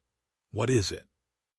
Some ancient abomination manifesting its power, a defiled. The young priestess pursed her lips, then slowly shook her head. No, my lord, it's much worse. It is a storm. Her melodious voice sounded solemn. A time storm. Chapter 13:22, Broken Time. The ominous words hung in the air, as foreboding as the wall of darkness veiling the sky far in the distance. Sunny and Nephi's looked at Anik, wary because of her somber expression. This was the first time either of them had seen the young priestess show signs of despondence. The 3 of them must have made for a funny sight, 2 battle-hardened warriors staring at a teenage girl, waiting for her guidance. Sunny frowned. A time storm, Anik nodded slowly. Yes, my lord. I have told you before that time can be unpredictable on the great river.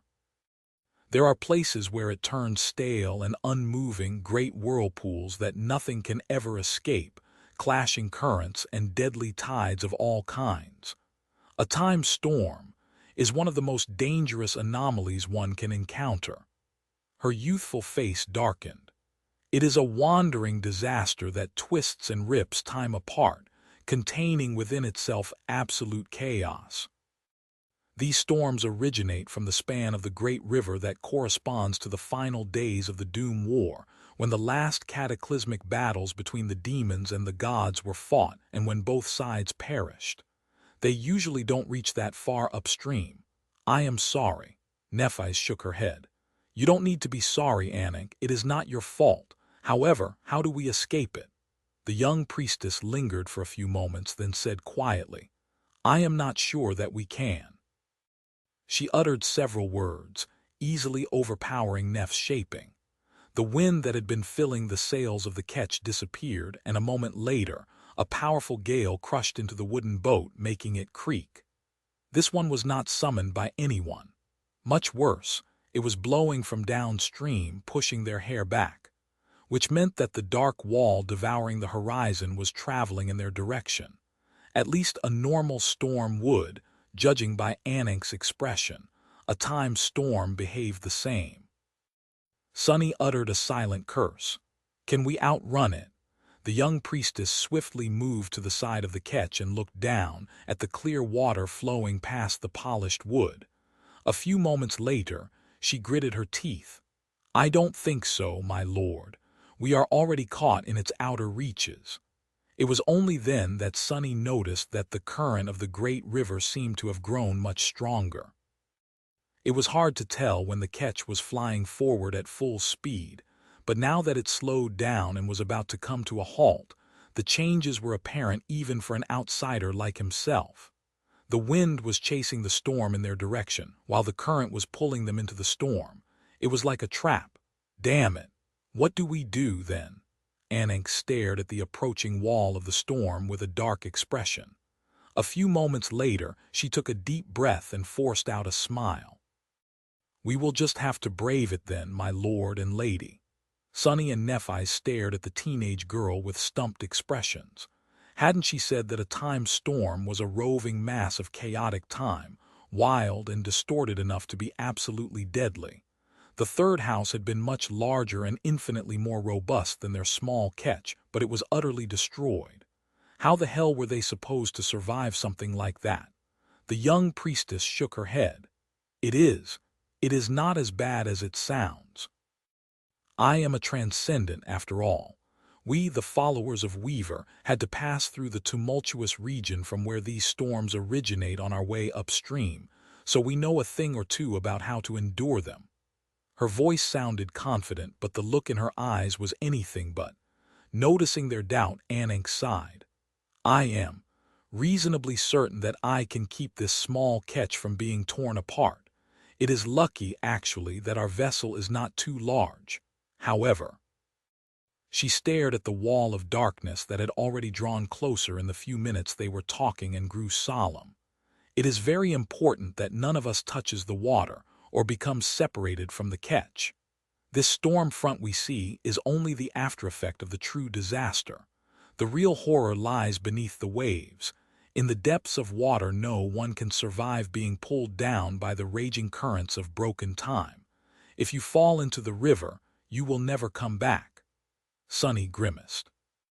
His hope of being able to salvage the situation by turning into the river serpent had just been crushed. Now, his only choice was to trust Anik to see them through the disaster. It was not that he didn't trust her, but Sunny suddenly remembered traversing the dark sea of the forgotten shore on the shoulder of the walking colossus. There had been a storm then, too, and a harrowing creature hiding within the storm. His expression crumbled. "There are no ancient abominations hiding in that wall of darkness, are there?" Anik looked at him with surprise, then shook her head with a smile.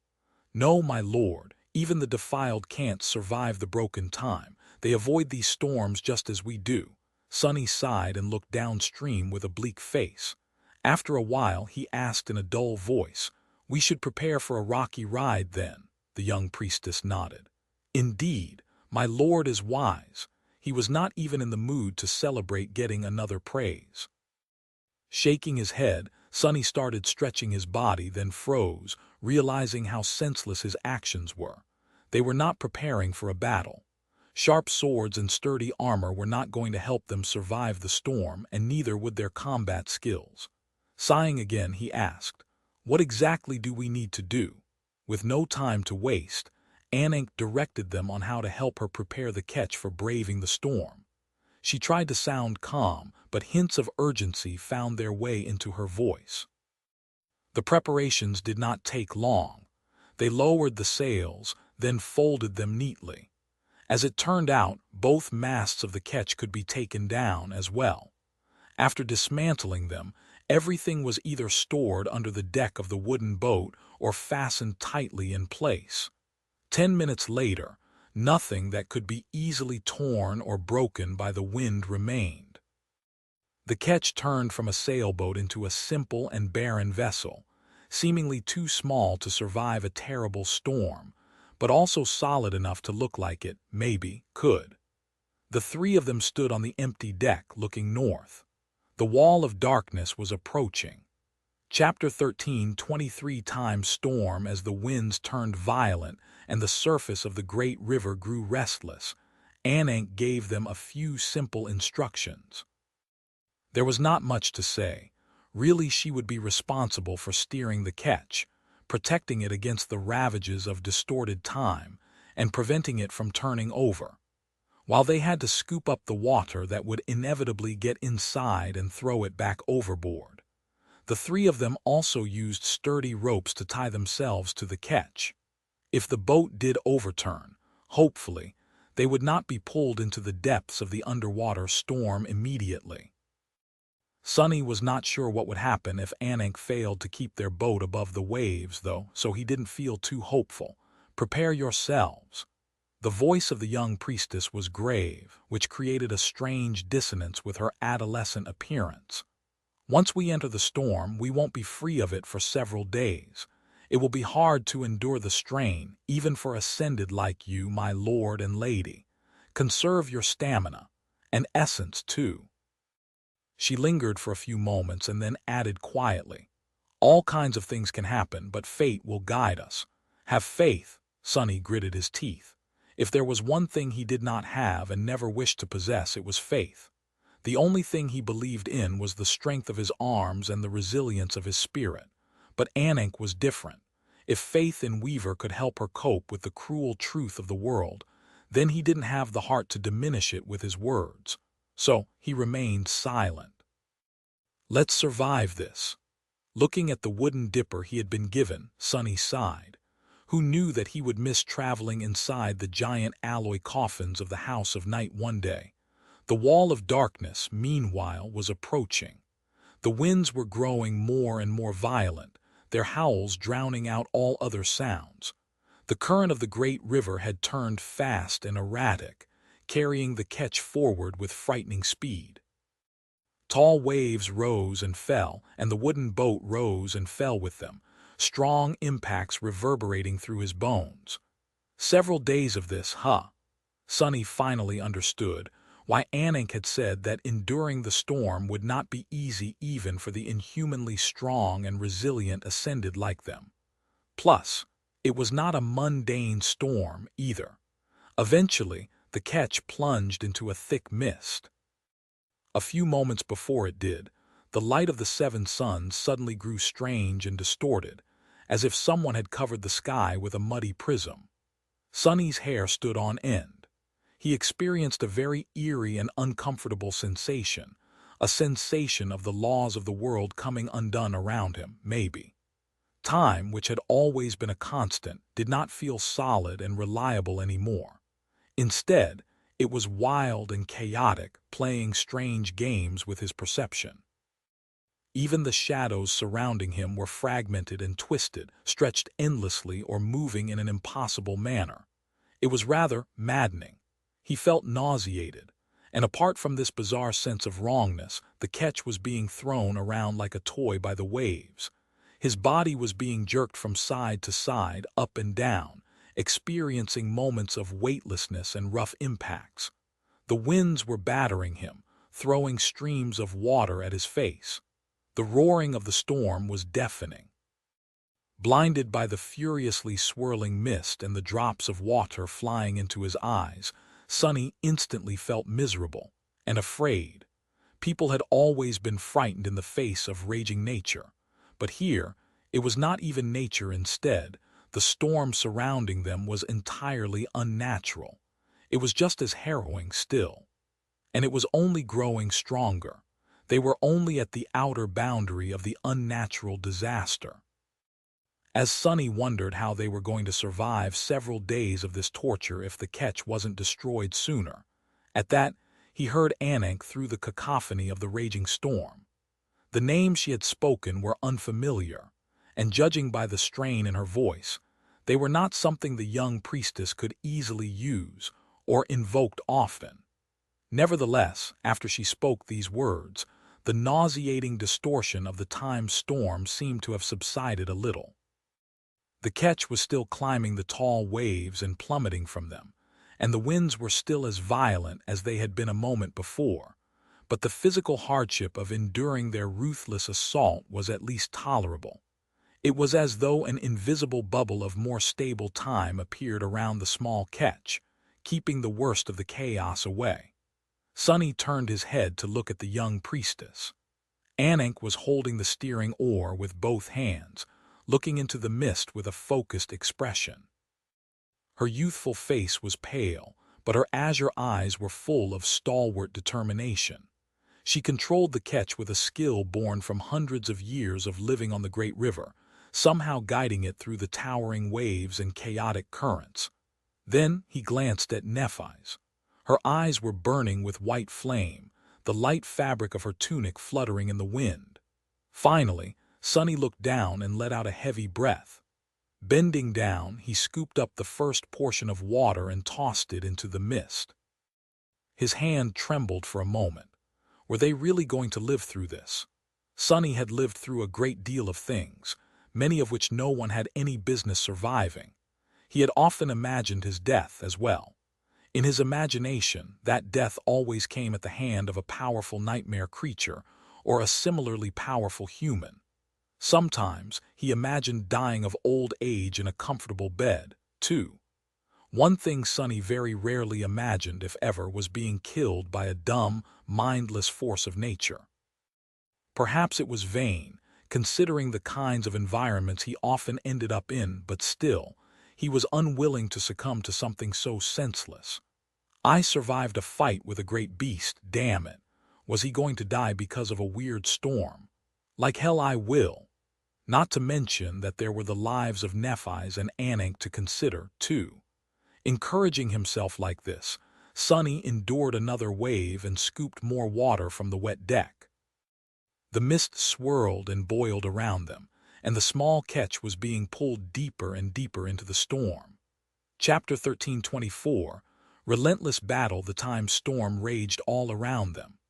The current of the great river, which had always been calm and constant, turned into a furious tide, being carried and tossed around by it. The ketch flew forward with terrible speed. Tall waves rose and fell, and hurricane winds howled like frenzied beasts. Everything around them was drowning in a boiling fog. Blinded by it, deafened by the roaring thunderclaps, the three of them had lost all sense of time and direction. There was only the feeling of the wet deck beneath their feet, the soaring and plummeting of the wooden boat, and the physical strain of enduring the cataclysmic fury of the storm. Faced with its inconceivable wrath, Sunny couldn't help but feel how tiny and insignificant he was in the face of the unnatural disaster. And that was with Anak holding the worst of it at bay, as well. The eerie, deeply distressing feeling of the immutable laws of the world turning vague and volatile was still there, muted but indescribably oppressive. He felt sickened, both physically and mentally. It was as if the solid foundation of his very being had suddenly been replaced by shifting quicksand, leaving him shaking and unstable. Perhaps that was what madness felt like. Damnation. Steeling his heart, Sunny tried to ignore the appalling sensation and concentrated on his task, scooping up the water that had been thrown into the ketch by the storm and tossing it overboard. There was a lot of it, but he and Nephi's could still keep up. It was just that. This simple task had turned out to be much more demanding than he expected.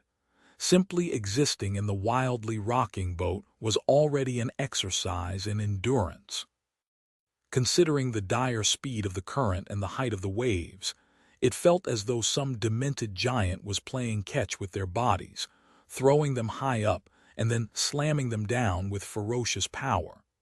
Keeping his balance was not only tiring, but also difficult. Every muscle in his body was under strain, seemingly at all times. The movements of the jerking ketch were chaotic and impossible to predict. However, failing to follow them was tantamount to death. If Sunny was not careful and failed to continuously adjust to the constant changes, he would be thrown down on the deck, or worse yet, tossed overboard into the seething water. And he had to do more than simply exist. He had to move, scoop up water and throw it back into the raging river. Of course, there were more efficient ways of accomplishing that task. He could do more and do it better with the help of shadow manifestation. But their struggle against the storm was going to be an arduous marathon, not a sprint. Currently, he felt only slightly tired. That tiredness was going to turn into a crippling exhaustion sooner rather than later. Then he was going to have to burn through his essence to keep his battered body moving, hoping against all hope that his reserves were deep enough. Wasting it on frivolous things would have been a short-sighted decision. I was wrong. Before they plunged into the storm, Sunny had noted that it was not a battle. But it was. It was just as physically straining, just as violent, and just as deadly. The difference was that he couldn't remember a battle that had lasted for many days without ever allowing the fighters to rest and breathe for even a minute. How dreadful would that be? At least the enemy was a mindless force of nature. An enemy like that did not require him to think too much, thus draining his mental powers. While arduous and exhausting, his task was not too far from being mechanical. Sunny still had to remain focused and actively pay attention to the motions of the ketch, but he didn't have to think, analyze the situation, and come up with lethal schemes. Same went for Nephi's. Anak, however, her task was much more difficult than theirs. Not only did the priestess have to maintain the mystical protections around the ketch, she was also responsible for steering it. The small boat would have already overturned a dozen times if not for the swift and precise judgment of their guide. Sunny looked back at the small figure of the young girl who was holding the steering oar firmly, peering into the mist. Her face was pale, but her eyes were brimming with focused resolve. He was worried about her. He was worried about a great deal of things. For example, about the fact that they were barely a few hours into the storm, with multiple days of this hell still remaining before the ketch escaped it, if nothing unexpected happened. One step at a time, one step at a time, one wave at a time, one thunderclap at a time. That was how they were going to survive the time storm. That was how Sunny and Nephi's were going to survive the third nightmare as well. And after that, Sunny did not have even the slightest idea what was going to happen after if. He became a saint, not only to him, but also to humanity itself. The great clans were going to continue their war. The waking world would continue to crumble. The nightmare spell would continue to pull them all deeper and deeper into the mysterious machinations of the demon of fate. Let's survive the damned storm first.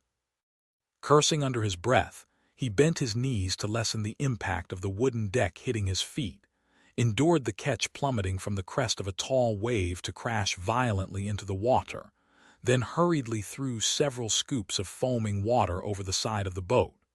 A few steps away, Nephi's was doing the same. The world seemed to be coming undone all around them. Separated from the abyss of broken time only by the thin deck of a wooden boat, they sailed through the raging mist. Chapter 13:25. Lawless abyss. Sunny had long lost the track of time, if it even existed in this furious abyss. The howling of the wind and the roar of harrowing thunderclaps had fused into a deafening cacophony, making his ears ring. His sight had been robbed by the boiling mist and the torrents of water. His lungs were on fire, and his muscles felt like they were on the verge of tearing. It was not easy to bring an ascended to such a sorry state through sheer physical hardship. But here he was, feeling like dying. With each passing hour or minute, maybe Sunny was using more and more essence to supplement his failing strength. The ketch was still being carried by the tumultuous current, dancing between towering waves. The world was veiled by mist and darkness. He was still scooping up water which was now sloshing around his ankles. The wooden dipper Anak had given him had broken some time ago, replaced by an iron bowl. How much longer? Sunny was not sure what he was trying to ask himself. How much longer before they escaped the storm or before they drowned? In any case, he longed to drop on something solid, unmoving, and rest, even if that rest would last forever. The deck suddenly lurched upward and he toppled, hitting it with his head. For a moment, Sunny saw stars, but even the stars were dancing wildly, tossed around by the cursed storm. There was no answer. He had attempted to measure time by how fast his essence replenished, hoping that the crown of twilight would tell him when dawn and dusk came. But even the great memory succumbed to the vagaries of broken time. It activated and fell silent with no rhyme or reason, acting as bizarrely and chaotically as the deadly storm around them. All that Sunny knew was that it had to be a day, 2 days maybe, since they had entered the wall of darkness at least, even though it felt like an eternity. The only measure of the passage of time that Sunny and Nephi's had was Anak, although that, in and of itself, was one of the most frightening things. The young priestess was still steering the ketch, now slumped and barely holding on to the oar. However, her appearance had changed. If before she looked like an adolescent girl in her late teens, now she seemed more like a child, no more than 12 years old. Anak had always been a person of small stature, but at the moment her body shrank even more. The dark mantle she wore looked almost comically large for her delicate frame, which seemed to drown in its folds. Nevertheless, she never wavered in her duty, keeping their small boat afloat despite the harrowing fury of the great river. Even knowing that the priestess was a couple of 100 years old, Sunny couldn't help but feel his heart tighten when he saw a child struggling against the same hell he and Nephi's were being tortured by. Damn it, damn it, damn it.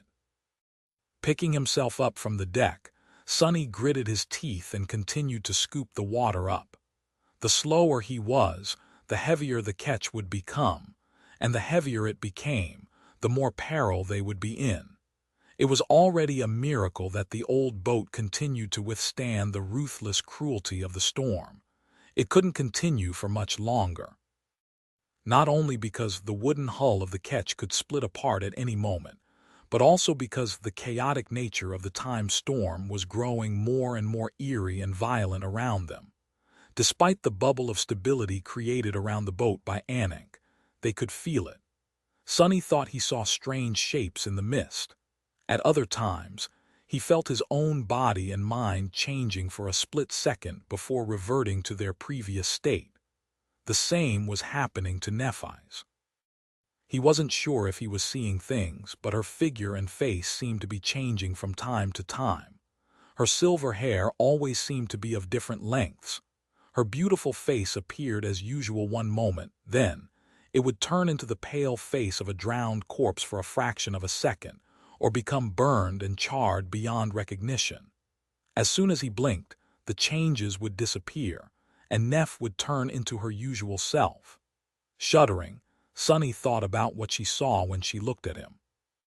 Did she see his face become covered by countless scars, turning into a demented mask of mutilated flesh? His eyes changing to contain boundless madness. But even that was not the scariest part of the time storm. The scariest part was that Sunny could hear the vague echoes whispered by a familiar voice, as if the spell was talking to him. Even they sounded senseless and twisted, broken beyond recognition, as though even the nightmare spell was not above being affected by the harrowing calamity. He had seen it rendered powerless only once before, in the Red Colosseum, which had been created by hope. According to Anik, the time storms were echoes of the final battle between the demons and the gods. Was it such a surprise, then, that the authority of the nightmare spell was disrupted by them? After all, he had already known that its power was not absolute. Pushing his exhausted body and struggling to withstand the relentless assault of the dreadful disaster, Sunny withstood a powerful blow of the hurricane wind and tossed another portion of water overboard. Absolute. A sudden thought occurred to him in the midst of the infernal tempest. He froze for a moment, desperately trying to catch his breath. Was the nightmare spell weaver's attempt at creating an absolute law of their own? He was so stunned by that idea that it even seemed like the storm disappeared for a moment. It was as though the howling of the wind subsided and a deafening silence surrounded him. No, what? It really did disappear. Bright light suddenly pierced Sunny's eyes and he hissed, covering them with a hand. The violent rocking of the deck subsided as well. Did we escape? Sunny lowered his hand and looked at the horizon. Then he tiredly fell onto the deck. In front of them was a vast expanse of perfectly still water. It was not just peaceful, it was actually unmoving. For the first time since they had entered the third nightmare, the great river stood still. Bright sunlight was pouring from the clear azure sky, illuminating the dreamlike vista. Behind them, the time storm rose like a dark wall. In front of them, far away, was the same veil of darkness. It surrounded the vast circle of calm water like an ominous barrier, seething with rage. The circle of calm water itself, meanwhile, was like a flawlessly flat mirror. It shone with reflected sunlight, making it seem as though they were drifting on the surface of a radiant star. Sunny closed his eyes, then covered his face with both hands. No, we didn't escape anything. Instead, they only reached the eye of the storm. Chapter 13:26. Eye of the storm. Drifting across the perfectly still surface of the water, The battered ketch slowly gained distance from the swirling wall of the dark mist. The raging winds died down, then disappeared altogether. A strange silence settled upon the world, as if they were caught in a gap between two moments. Only the subtle ripples that spread through the radiant mirror of the frozen river's surface by the bow of the ketch showed that this hidden sanctuary was not entirely and eternally unchanging. Sunny fell back and leaned tiredly on the side of the wooden boat. Breathing heavily, he looked at Nephi's, then at Anak. The silence was too sweet to break it with the sound of human voices. He was too exhausted to speak as well. For a while, all three of them remained motionless, trying to recover from the torturous fury of the howling storm. We'll have to dive back into that hell eventually. The thought alone made Sunny shudder. Refusing to entertain it, he closed his eyes and slumped down, intending to rest for a few minutes. Instead, he fell into the embrace of sleep almost immediately. Perhaps because of nightmare, or perhaps because even the defiled titans could not reach into the depths of the time storm, nothing visited him in his dreams. Sunny woke up with a start when a shadow fell on him. For a split second, he was afraid that they were back in the ruthless grinder of the time cataclysm, but it was only Nephi. She had walked to the bow of the ketch to look ahead, her face pale and her eyes sunken. He stared at her for a few moments, then sighed and pulled himself upright. "How long was I asleep?" she lingered for a while. "There's no way to tell." Sunny frowned, confused by the odd answer. However, then he felt it himself, in the place where the deep discomfort of sensing the broken nature of time had been. There was now a strange emptiness. But it was not the familiar comfort of sensing the natural flow of time, either. Instead, it was the absolute lack of it. He frowned, realizing that he could not feel the passage of time at all. It was a truly bizarre sensation, one that could not be properly described with words. His heart was beating and his chest rose and fell as he breathed. However, he did not know how long each heartbeat took and how much time passed between each breath. It could have been a moment, a minute, or 1,000 years. It could have been an eternity. Sunny grimaced. Damnation! What was happening now? They were alive, strangely enough. At least it seemed that way. His body ached all over, still reeling from the terrible strain of surviving the storm. Such pain was something that only the living felt. Sunny turned to Anak, wanting to ask the priestess a few questions, but remained silent in the end. His expression darkened. The priestess looked even younger than she had the last time he saw her. Now, she resembled a girl of 10 years of age at most. Her ebony hair was short and unruly, and her lovely face had become round and immature, with clear blue eyes and cheeks that had yet to lose all of their baby plumpness. Anak was sitting on the helmsman's bench, her feet dangling above the deck. Noticing his gaze, she picked up the folds of her comically oversized mantle and jumped down. "Greetings, my lord." Her pleasant voice had grown childish and awkward. Sunny hesitated, staring at the young girl. She looked nothing short of adorable. However, he did not feel uplifted by the cute sight. Instead, his heart felt as heavy as a mountain. If when they broke free of the storm, would Anak even be able to return to weave on her own? He glanced at Nephi's, who stood with her back to them, then sighed. "We'll think of something." Then Sunny turned to the child priestess and asked, "What is going on exactly?" She smiled sweetly, her azure eyes sparkling, 2 dimples appearing on her plump cheeks. "We are in the eye of the storm, my lord. Time is frozen still here. It is not dangerous, I think. It's just that." He was momentarily distracted from her words by a subtle movement in the water. The strange thing, though, was that he did not sense any shadows shifting. Turning his head, Sunny glanced outside the ketch. The surface of the great river was perfectly clear and flat, turning into a giant mirror.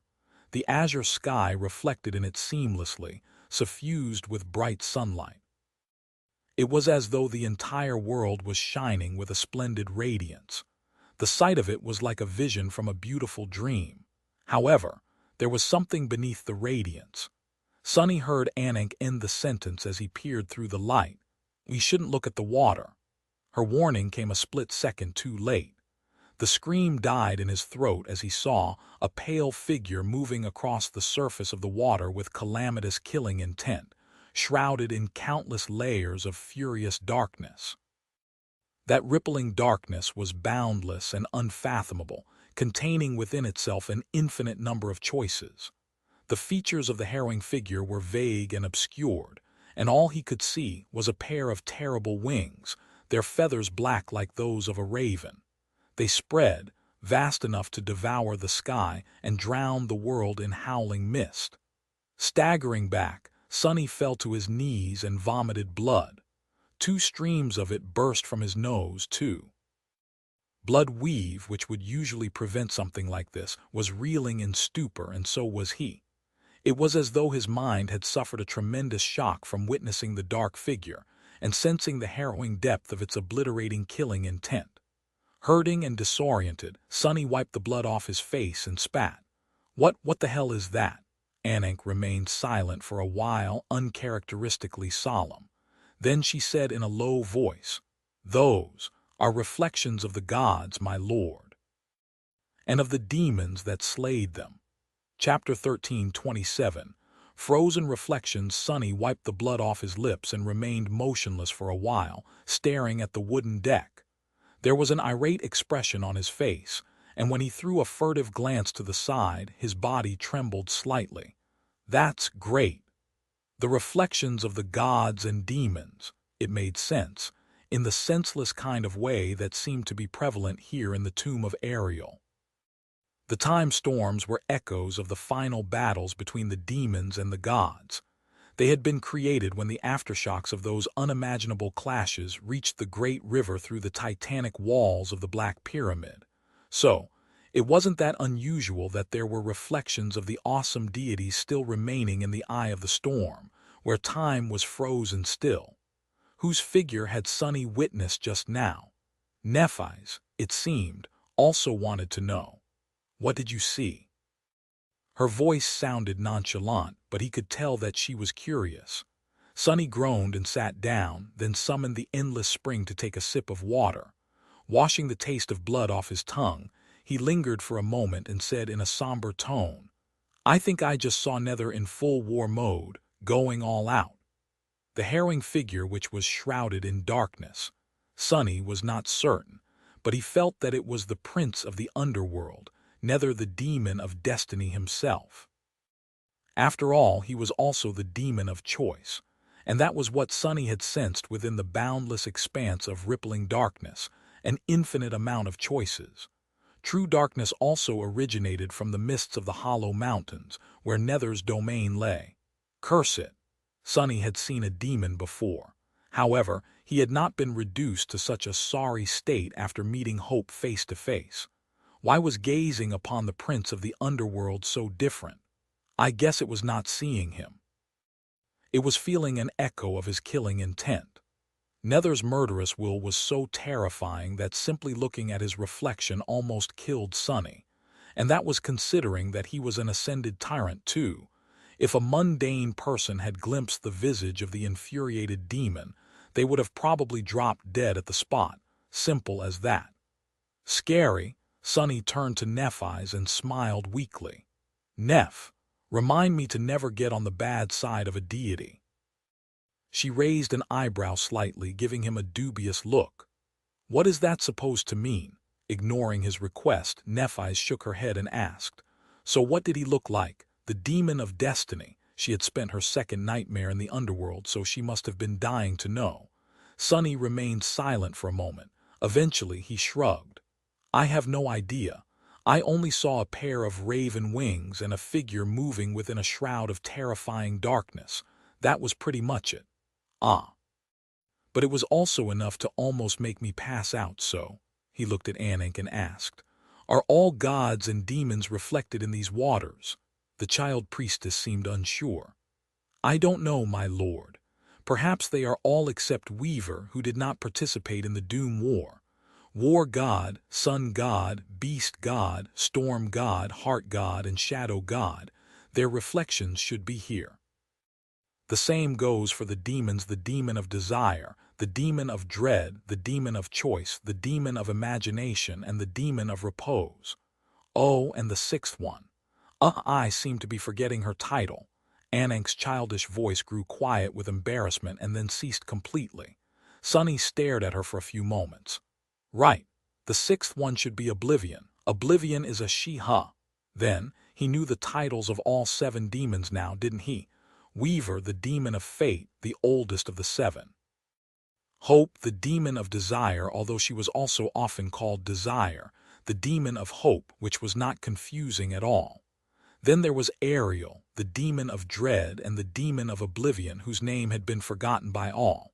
Nether, the demon of destiny or choice, was the youngest.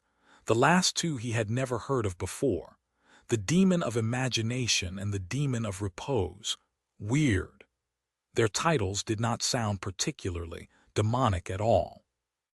He had expected something disastrous and terrifying, like the demon of strife or the demon of frenzy. The demons had been feared above all other lesser deities, after all, and perhaps even more than the gods. The word for imagination could also be translated as illusion, vision, or sight. The word for repose could also be translated as renewal, rejuvenation, and restoration. What was so frightening about these things? Well, imagination can indeed be scary, I guess. I can also imagine how ceaseless renewal might end up becoming a nightmare, sort of. Nevertheless, the 2 demons were a complete mystery to him. To be honest, all 7 demons were a mystery, as were all 6 gods. If only there was a place where I could learn a bit about each of them, including how they looked and fought. Right. Sunny glanced at the radiant water, suddenly consumed not only by dread but also by burning curiosity. It was all right here, one look away.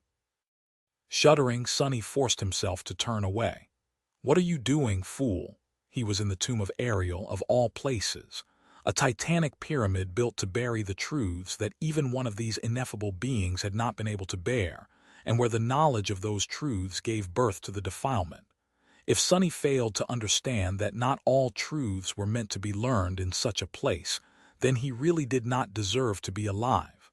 Ah, what a disappointment! Why wasn't there a demon of curiosity? Curiosity was a much more terrifying thing than imagination and repose as far as he was concerned. Looking at the embarrassed Anak, he sighed and shook his head. The 6th demon is oblivion. Don't worry, it's her nature to be easily forgotten. You already did well by remembering that there was one more of them, really. The child priestess hesitated for a while, then nodded with a smile. Right, thank you, my lord. Trying not to look too closely at the surface of the water, Sunny turned away and peered into the distance, where the dark wall of the time storm towered like a boundary of the world. His expression dulled. The moment of respite in the eye of the storm was welcome and unexpected, but it was also doomed to be brief. Soon, they would have to challenge the fury of the unnatural cataclysm once again. The thought made him shudder.